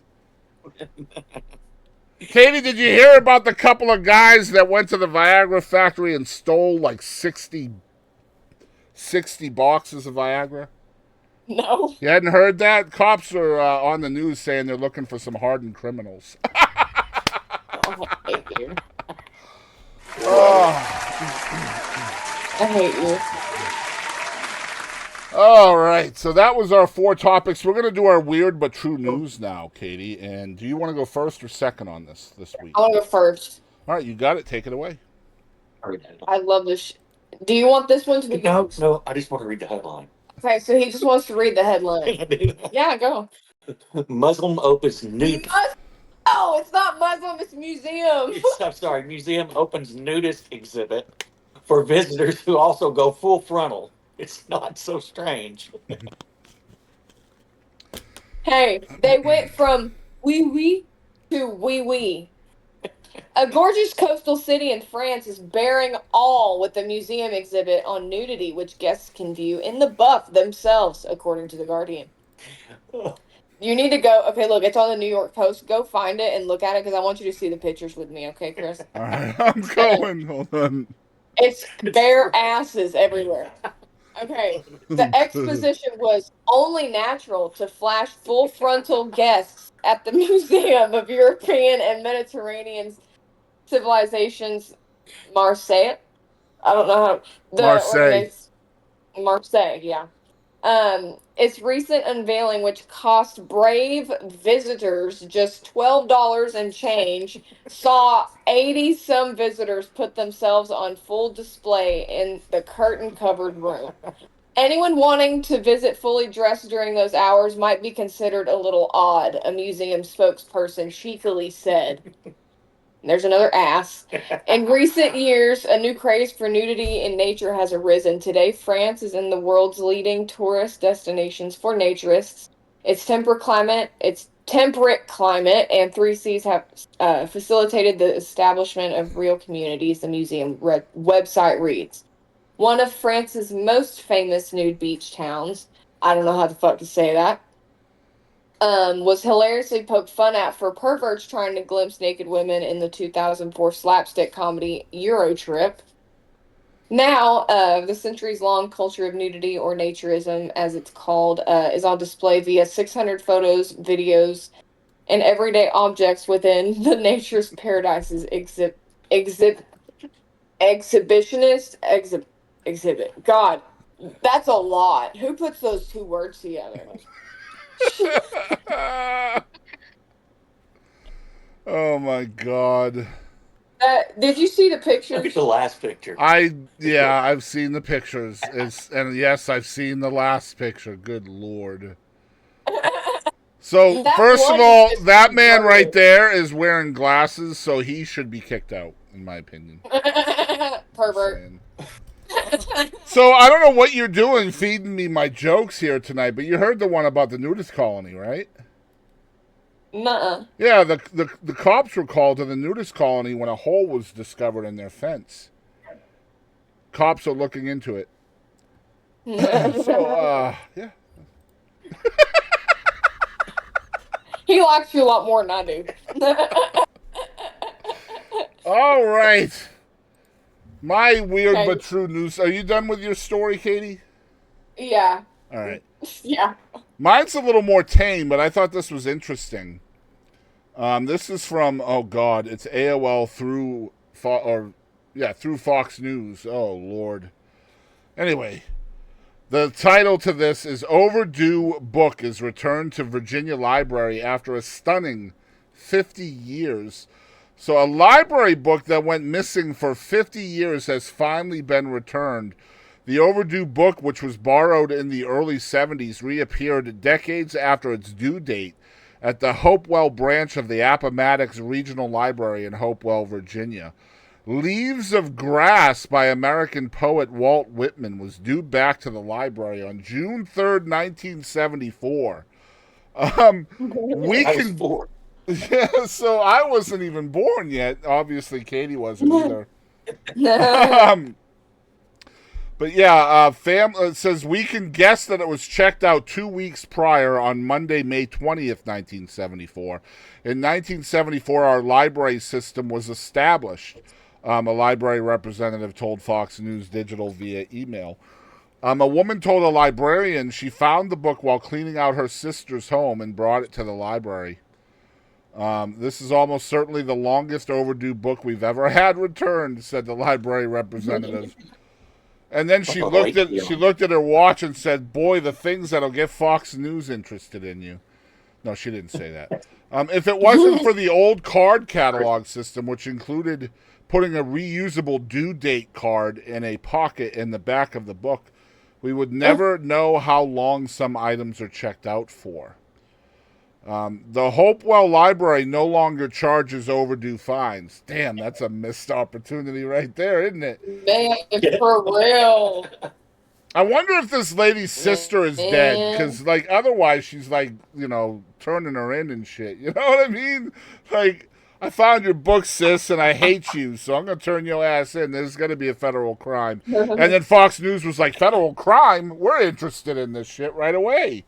Anyway, if we'd still been charging fines at 10 cents a day, including holiday closings, this book would have accrued around $1,774 worth of fines, which we would Holy not. shit. She says, which we would not have collected, of course. Duh. By God, I could see the movie for 50 cents. There wasn't a movie. I looked. It wasn't there. But yeah, before this book return, the oldest overdue book that was ever checked out and brought back was checked out in 2009. Oh, damn. So yeah, 50 years. I mean, at that point, you just keep the book, right? I mean, you got to keep the book. You don't go carry it back. It's a 50-year-old book. It's got to be worth money, right? It's 50 years old, bro. Another 50 years, imagine what it'll be worth. Right. I ain't giving that shit back. No way. My book now. Yeah, that's right. Oh, by God. Did the Red Box go out of business? That's unfortunate. I guess I'll just keep these movies. You're going to Blockbuster to pick your movie up. Oh, my gosh. I can't tell you how many rented movies I have kicking around the house. Like, I am partly responsible for the demise of both Blockbuster, Hollywood Video, and Redbox. You are welcome. And I am still working on Netflix. Just so we're clear, still working on Netflix. I have some of their videos, their DVDs, when they used to deliver DVDs to you, like Redbox. What? Yeah. Uh-huh. Netflix. Oh, they used to mail them to us. Yep, they sure did. They used to mail them to us, yeah. Yep. I still have some. Because I am all about putting places out of business. Yeah, they would put the return in a return envelope and everything and just stick it back in there. Yep, and then Redbox stole the idea from them because Netflix, I don't know, I guess they just thought streaming would be better. To be fair, like the mail to order stuff is you're gonna take a hit on that every single time you try it. Yeah. In my opinion. All right, you ready for the main event topic of the week? Are we not doing another weird but true? Does Kyle want to do a weird but true? No, but I found another one I wanted to do, and he's gonna read the headline. Do another weird but true. Make it quick. He's gonna read the headline. Okay. He's gonna read the headline, and he don't know what it is. All right. I don't know what the headline is. Oh, okay, great. Okay, it looks like sex and relationships. Man with the world's largest penis reveals the hardest thing about his daily life. I can't wait to hear this. Here's the schlong and the short of it. So it doubles as a kickstand. That's one thing, right? Coolmy, you're interested in this, right? I know you are. Yeah, but he is. Okay. A UK man who boasts the world's largest penis has revealed the many downsides to having a Titanic tallywhacker, including... Okay. No, I'm calling bullshit on this story already. I promise you. Look, I don't know... No. I don't know a lot about long schlongs here, okay? But... I'm going to go out on a limb. See what I did there? I'm going to go out on a limb. I'm going to go out on a limb. And I will say that I will bet just about anything that I own that the largest penis on this planet's not in the fucking UK. I promise you. I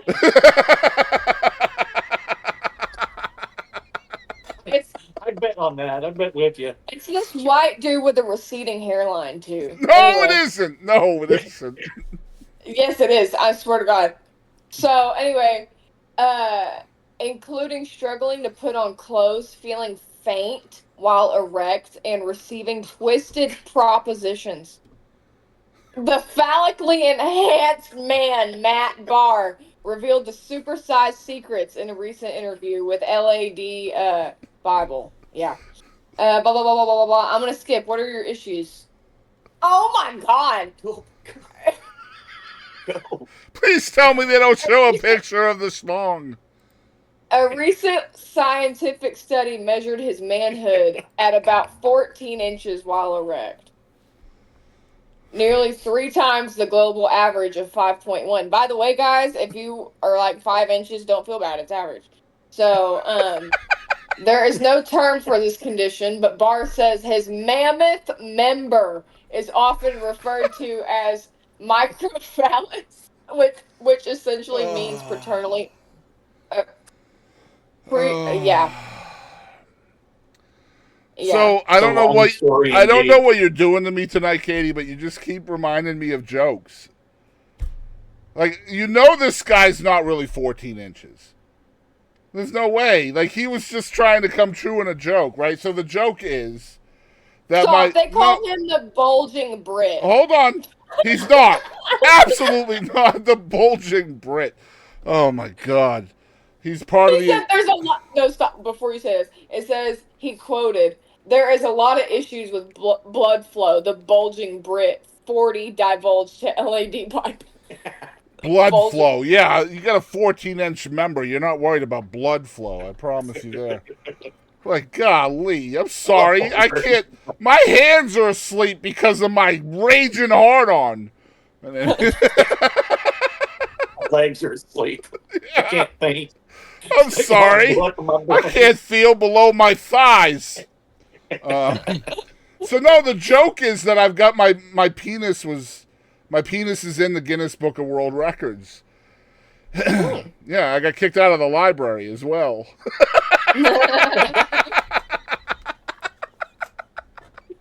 Jeez. Oh, I think you're just on it tonight. I don't think There I'm doing is, anything just so we're clear, I don't care if it's 14 inches. I don't care if it's 18 inches. The largest tallywhacker in the world is not in the UK. Can we at least all be on the same page? The bulging Brit. That just sounds. agree with that. Yeah. That just sounds like an OnlyFans page, right? Yeah, it's a long story. Look, it's right there. The bulging Brit, right there. But maybe her imagination's like. Oh my God! It's a white guy with a receding hairline. Who knew, Cool Me? I want to be the guy to have the smallest PP ever. That would not be difficult, Cool Me. Just don't ever get excited. That's all. Oh my God. Okay, main event, y'all. 5 inches, guys. What we have taken from this, the most important thing. 5 inches is average. There you go. So basically what Kadie's trying to do here is she's trying to make you feel better. Don't forget the but point for one. all you guys that are... below. There's so many people right now that are rushing to get a ruler just so that they can try to stretch their shit to be normal. Or average. And so now Kadie has absolutely dashed the hopes of every guy on the planet who was hoping to be average today. Well, you're below, apparently, sweetheart. It's just science. Yeah, I'm below average. It's like I'm hung like an ant, but I got a tongue like an anteater.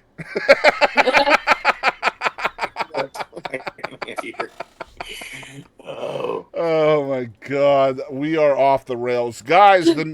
Speaking of off the rails, it's actually true because our main event topic this week. Oh, and I hope we have referees, therapists, psychiatrists, psychologists, bouncers, botanists, security guards, botanists, cryptozoologists, whatever we need to keep these men apart from each other.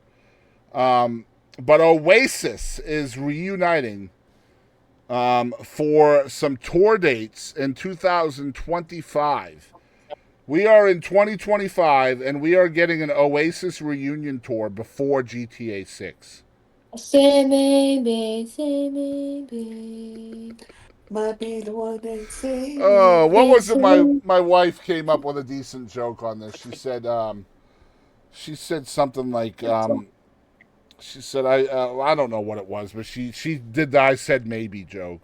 I said maybe, and I didn't get it at first. But no, 2009, brothers Noel and Liam Gallagher had a drag down split. Yeah. It's Yeah. been 16, well, 15 now, but it'll be 16 years between performances from Oasis. And Oasis fans have been begging for a reunion for years, and it's finally happening. Now, I love how everybody is speculating that this is finally happening. So these dates are in 2025, and when your last name is Gallagher, any fucking thing can go wrong between now and 2025. These guys make Simon and Garfunkel look like long-lost brothers. I mean, honestly. I don't think Rommel and Patton had battles like that. I agree. So just to try to catch people up who may not know anything about Oasis, but Liam and Noel Gallagher of the iconic English rock band announced on Tuesday, again, it's been a couple of weeks, well, this was August 27th, that Oasis will play a series of shows in the UK and Ireland in the summer of 2025. So we have almost 12 calendar months for this to go fucky. And it probably will, to be fair. Whack, yeah. Yeah. Now, the reunion marks the first time in 15 years that the brothers are set to reunite. The group famously disbanded in 2009 when Noel Gallagher left due to a fight with younger brother Liam Gallagher. This is it. This is happening, the brothers wrote in identical posts on X early on Tuesday morning. The Gallaghers confirmed. They look pissed off in this picture. That's their go-to, bro. That's the wretched. That's the resting Oasis face. Okay. Now the Gallaghers confirmed 14 shows spread over 5 cities. Now they're not going far. They're only going to Cardiff, Manchester, London, Edinburgh, and Dublin. And to be fair, that's probably all within an hour of each other. To be honest. In July and August of 2025. Tickets will go on sale at 4 a.m. on the 31st of August. So that means they're for sale now, which means they're probably sold out, to be fair. And honestly, there's all of these memes going about of how to get your money back once these get postponed or rescheduled or canceled, and the memes are great, right? I would just like to personally thank the Gallagher brothers for coming back just for the memes, right? Just for the memes. Yeah. Now plans are underway for an Oasis Live 25 to go to other continents outside of Europe later next year, the tour's official website noted. So let's see here. So they're going to be at Cardiff Principality Stadium on the 4th and 5th of July, Manchester Heaton Park on the 11th and 12th and the 19th and 20th of July, London Wembley Stadium on the 25th and 26th of July and the 2nd and 3rd of August. They will be at Edinburgh, Scottish Gas Murrayfield Stadium. Golly, bro, like, whoever made that sign should get paid by the letter. Anyway, they're playing there on the 8th and 9th. Jesus, you're going to have tickets this big just to put the fucking name of the venue. 8th and 9th of August. Let's just say that again. Edinburgh Scottish Gas Murrayfield Stadium. Wow. They're also going to be at Dublin Croke Park on the 16th and 17th of August. If this actually happens. Now, Oasis is one of the most successful British rock bands of all time. They were formed in 1991 in Manchester and rose in popularity with brothers Liam and Noel Gallagher leading the group to stardom. The band grew in popularity in their native UK following the release of their 94 debut album, Definitely Maybe, which turns 30 later this week. Get out of here with that shit! 30! Time flies when you're having fun. So here's the question I have. I'm not going to read any more about this. Everybody knows who Oasis is. Is this, how much of this is financially motivated, do you guys think? In other words, we're out of money, mate. 95%. 90+% of it. So essentially, it's been 15 95 years. for money, 5 for ego. You might be right, to be fair. But like when you go 10 or more years of not doing something with somebody that you're related to, it's probably beyond fixable, right? That's I'm just going to throw that out there. So the fact that these two guys who have not spoken to each other for longer than a decade all of a sudden they're going on a reunion tour, that tells me they are both hard up for money. And that they're, I hate to say it like that because I love music and I love creative and all that, but it's pretty clear to me that these guys didn't just make up and were like, you know what, let's go out on the road together, mate. Yeah. That's not how that rolls, right? Like, I don't know. I see stuff like this, and I just feel like it's, Especially timing, like you just said, 30 years yeah. since that. It just You it just I hate the words money grab, but that's what this feels like to me. Like Yeah. when I see bands get back together that were notoriously apart, like Simon and Garfunkel is a really good example That's from great. because like they needed each other. I hate to say it, man, but like Paul Simon is amazing. One of the best songwriters in the history of the world. But without Garfunkel singing his songs, he's not nearly as known today as he should be, but he's not. I mean, that just goes to show you when you perform your own songs, it's not always a good thing. And I love Paul Simon. I'm not, like, don't throw no shade at me. I'm just saying, when they were together, they made more money. That's just the fact of matter. And it was very ego. That's what broke them up all the time, was ego. Like, they could not get along, period. They just couldn't. You know, I would hope that they at least got through 3 rehearsals before they started booking these shows. You're talking Oasis here. I'm talking Oasis. I would hope so too, and I would hope they're doing this somewhat for the love of the music as well. I don't think that's the case, though. To be fair, I just don't, and I hate that because I'm wondering. You know, this almost feels like an experiment here, right? Like we're gonna do some shows that are Testing within the waters. within an hour of the house, and if these go well, then we'll do more on other continents, right? I mean, that's essentially what they're saying. And so they're putting out these 5 to 10 shows or whatever. First of all, they want to see if people are going to even show up. I mean, I imagine. But, I mean, this is Oasis, though. People are showing up. Yeah, people will show up, I think. But them getting along is the bigger issue, of course. Yeah. I think they should play it up. Have fun with it. Put a referee in between them on stage. Like, For real, like System of a Down. Or, like, get one of those cages, like 2 of those cages they use in the wrestling, the Elimination Chamber, and just, like, put a mic stand in each of the cages. That shit would be funny. Like, they have a chance to do some funny shit here. Yeah. See who can sing loudest. That would be great. But yeah, I think this is probably financially motivated. I don't know if one or both are hurting. I don't think they should be. I mean, they should have some pretty good royalties on their shit, and like They're still getting mailbox money, man. Absolutely. That's why, like, when I see this kind of stuff, it worries me. Because with Simon and Garfunkel, they always got back together because they needed money. Period. Sonny and Cher used to do the same shit. Absolutely. You know, they would just, we'll do this special. Well, Sonny and Cher or Simon and Garfunkel special. Like SNL used to take care of that shit all the time. Oh, we'll have Simon and Garfunkel be our musical guest, and then they go their separate ways. But God, they got 7 figures for that one damn show. You know what I mean? Wow. Mm-hmm. But yeah, I hope they can get back together. I mean, it sucks when you're related to somebody that you don't get along with. Oh yeah. Yeah. That's the worst, man. That's the worst. Absolutely. And I'll tell you, I'm sure you know a little bit about this too. Being out there on the road with somebody that you really don't like it's tough.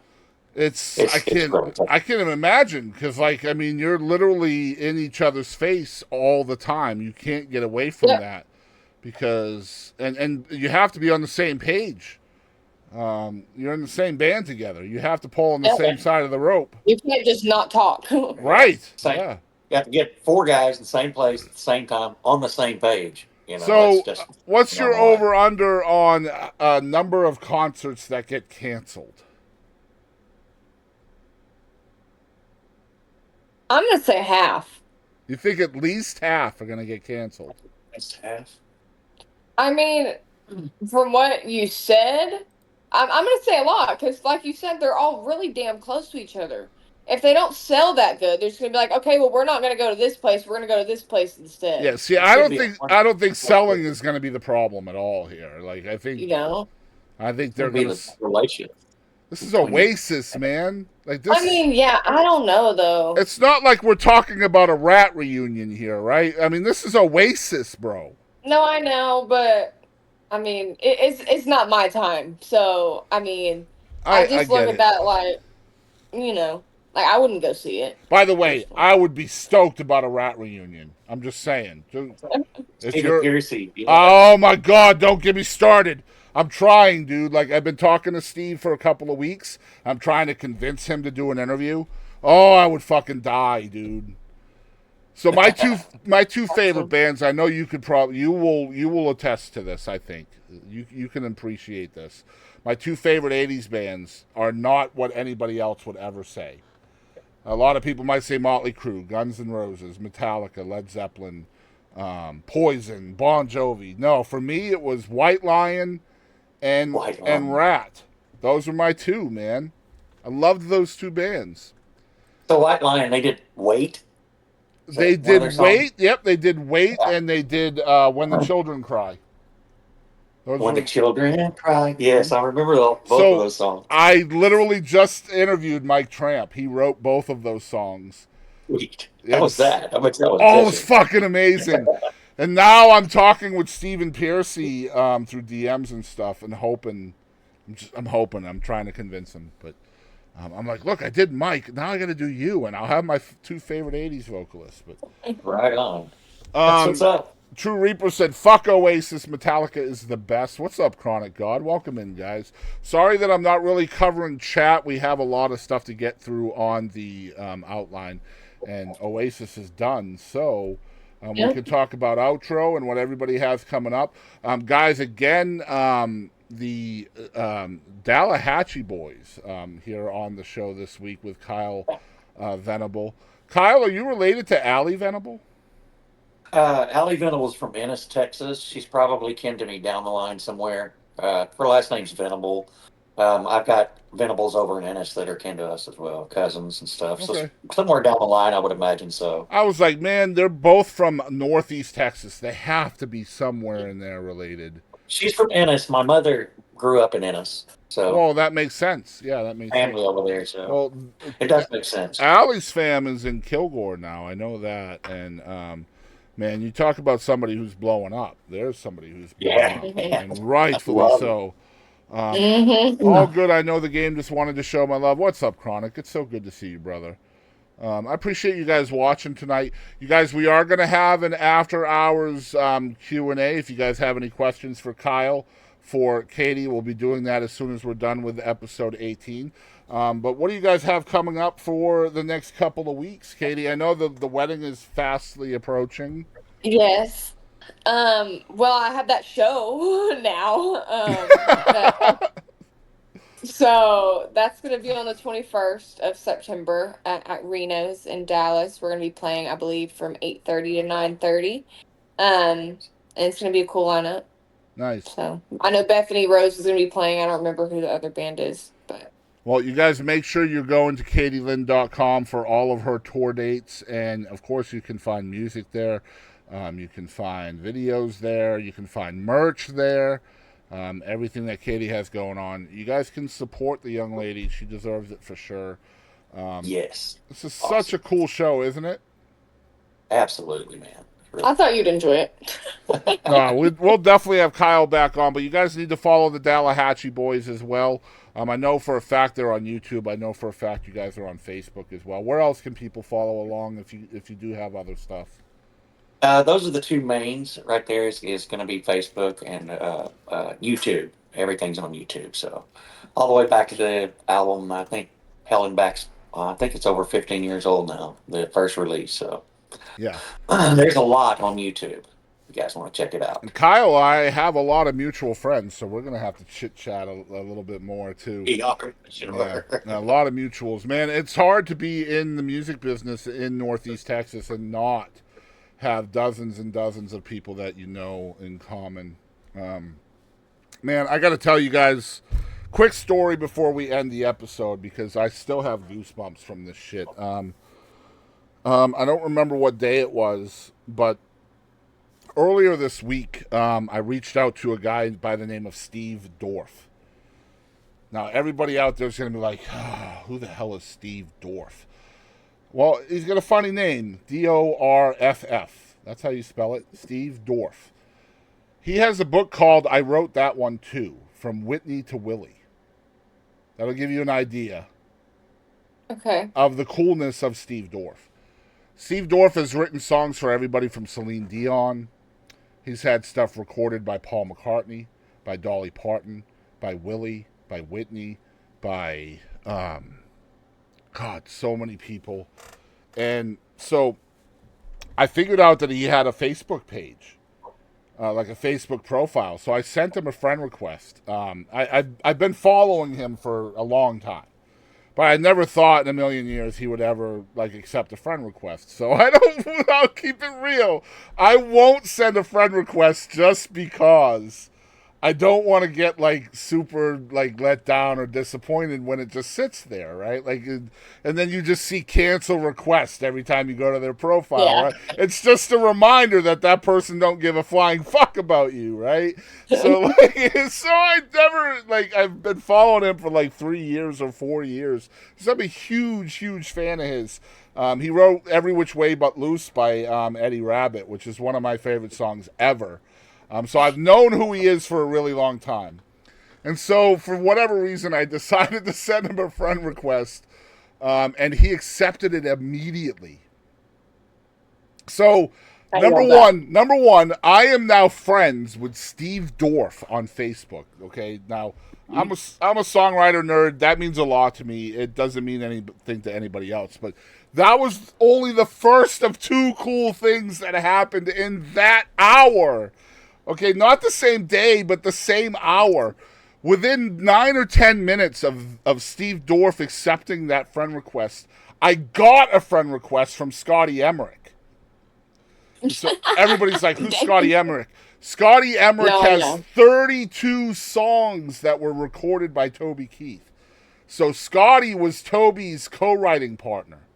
So I know all about Scotty. Yes, so literally every song, just about every song you've ever heard come out of Toby Keith's mouth. He's a cool guy. He sent me a friend request. What? Steve Dorff says yes, right? And then 10 minutes later, I met him and Dean Dillon at the same time. I dislike you immensely sometimes. God, Dean Dillon too. Really? That man is magic. I've never met anyone else that kind of reminded me like my dad, but him. I would love to talk with Dean. He's a transcendental interview for me. I would love to just pick that guy's brain. And I really mean that. Like my dad just really. No, I can see it. Yeah, I can see it. But yeah, he's so cool. So cool. I didn't talk to him much, but I was at, I don't even remember who it was, but I was at, these people owned some big shit in Tyler, and I was at their house, and they were having a private concert with Scotty Emmerich and Dean Dillon. What? And I was there. Yeah. Lucky. I know. I don't even remember what. Well, there was a fake tiger in the house. It was jungle theme. It was insane, the property. But yes, in this house, Dean Dillon and Scotty Emmerich, and they were both just really cool. I mean, I've been getting some really cool friend requests just because of who's been on this season of my podcast. That's awesome. So, I've done, I think 5 different Hall of Fame songwriters so far this season. So I have 16 episodes out, and 5 of them are Hall of Fame songwriters. I'm jealous of you. It's so fucking cool. I won't lie. It's really cool. But anyway, so I started getting some of these random friend requests from people I know. Not that I know, but people I know of. Steve Dorff, Scotty Emmerich. Stephen Dale Jones is another one. Nobody probably has heard his name, but he won a Grammy for Rock My World Little Country Girl by Brooks and Dunn. He's a Grammy winner. I became friends with him on Facebook. So, like, it's cool that this happens because that means I'm that much closer to an interview with all of these folks. You know, like if you can bypass email, that's a huge thing in what I'm trying to do. You know, I've already talked to Steve Dorff. We're doing an interview. Like, I can't announce it yet because we don't have it scheduled, but I can't wait. But it's oh there. my God, it's gonna happen. Yeah, it's gonna happen. God. So cool, man. But yeah, it's been really neat. It's been a really neat season, and I love it too because like I get to do not just these really cool people that have done a lot of things in their life, but like on the flip side of that coin, I get to show people other folks that nobody's heard of. You know, like I'm fixing to do a lady from Wales. Her name is Caitlin Lavagna. Katie and I know this, but her name is Caitlin Lavagna, and she is incredible. She's half Welsh and half Gibraltarian, and so I've never had anybody from Wales or Gibraltar on my show, and I am absolutely stoked to talk with her, and probably more so stoked with her than some of these folks that have Grammys and shit. Just because I get to show people this lady that's amazing, you know, and that's why we do what we do. But I'm gonna end episode 18 right here, you guys. Thank you guys so much for watching episode 18 with Katie and I. This is a labor of love for her and I. This is a lot of fun for us, not only to chat every week, but to kind of show you guys our craziness every week. It's a 2-hour snippet into our lives. Who you guys see on this show is who we are. This is not Kadie Lynn. This is not Boston Chris. This is Chris and Katie. That's why the show is called that. It's because we are not our alter egos. We are not faking. We're not introverts being extroverts. We are being ourselves, and that means the crazy dad humor and the dark humor and laughing about a lady that was found in a cubicle 4 days after dying, right? Like, just those kinds of things. I got a pretty cool friend request a while back from a superstar named Boston Chris. That guy was hacking. You should unfriend him immediately. But before you do, send me your debit card information. But no, don't do that. But yeah, episode 18, guys, you can, there's an email right above me. If you can't see that, it's thechrisandkadieshow@gmail.com.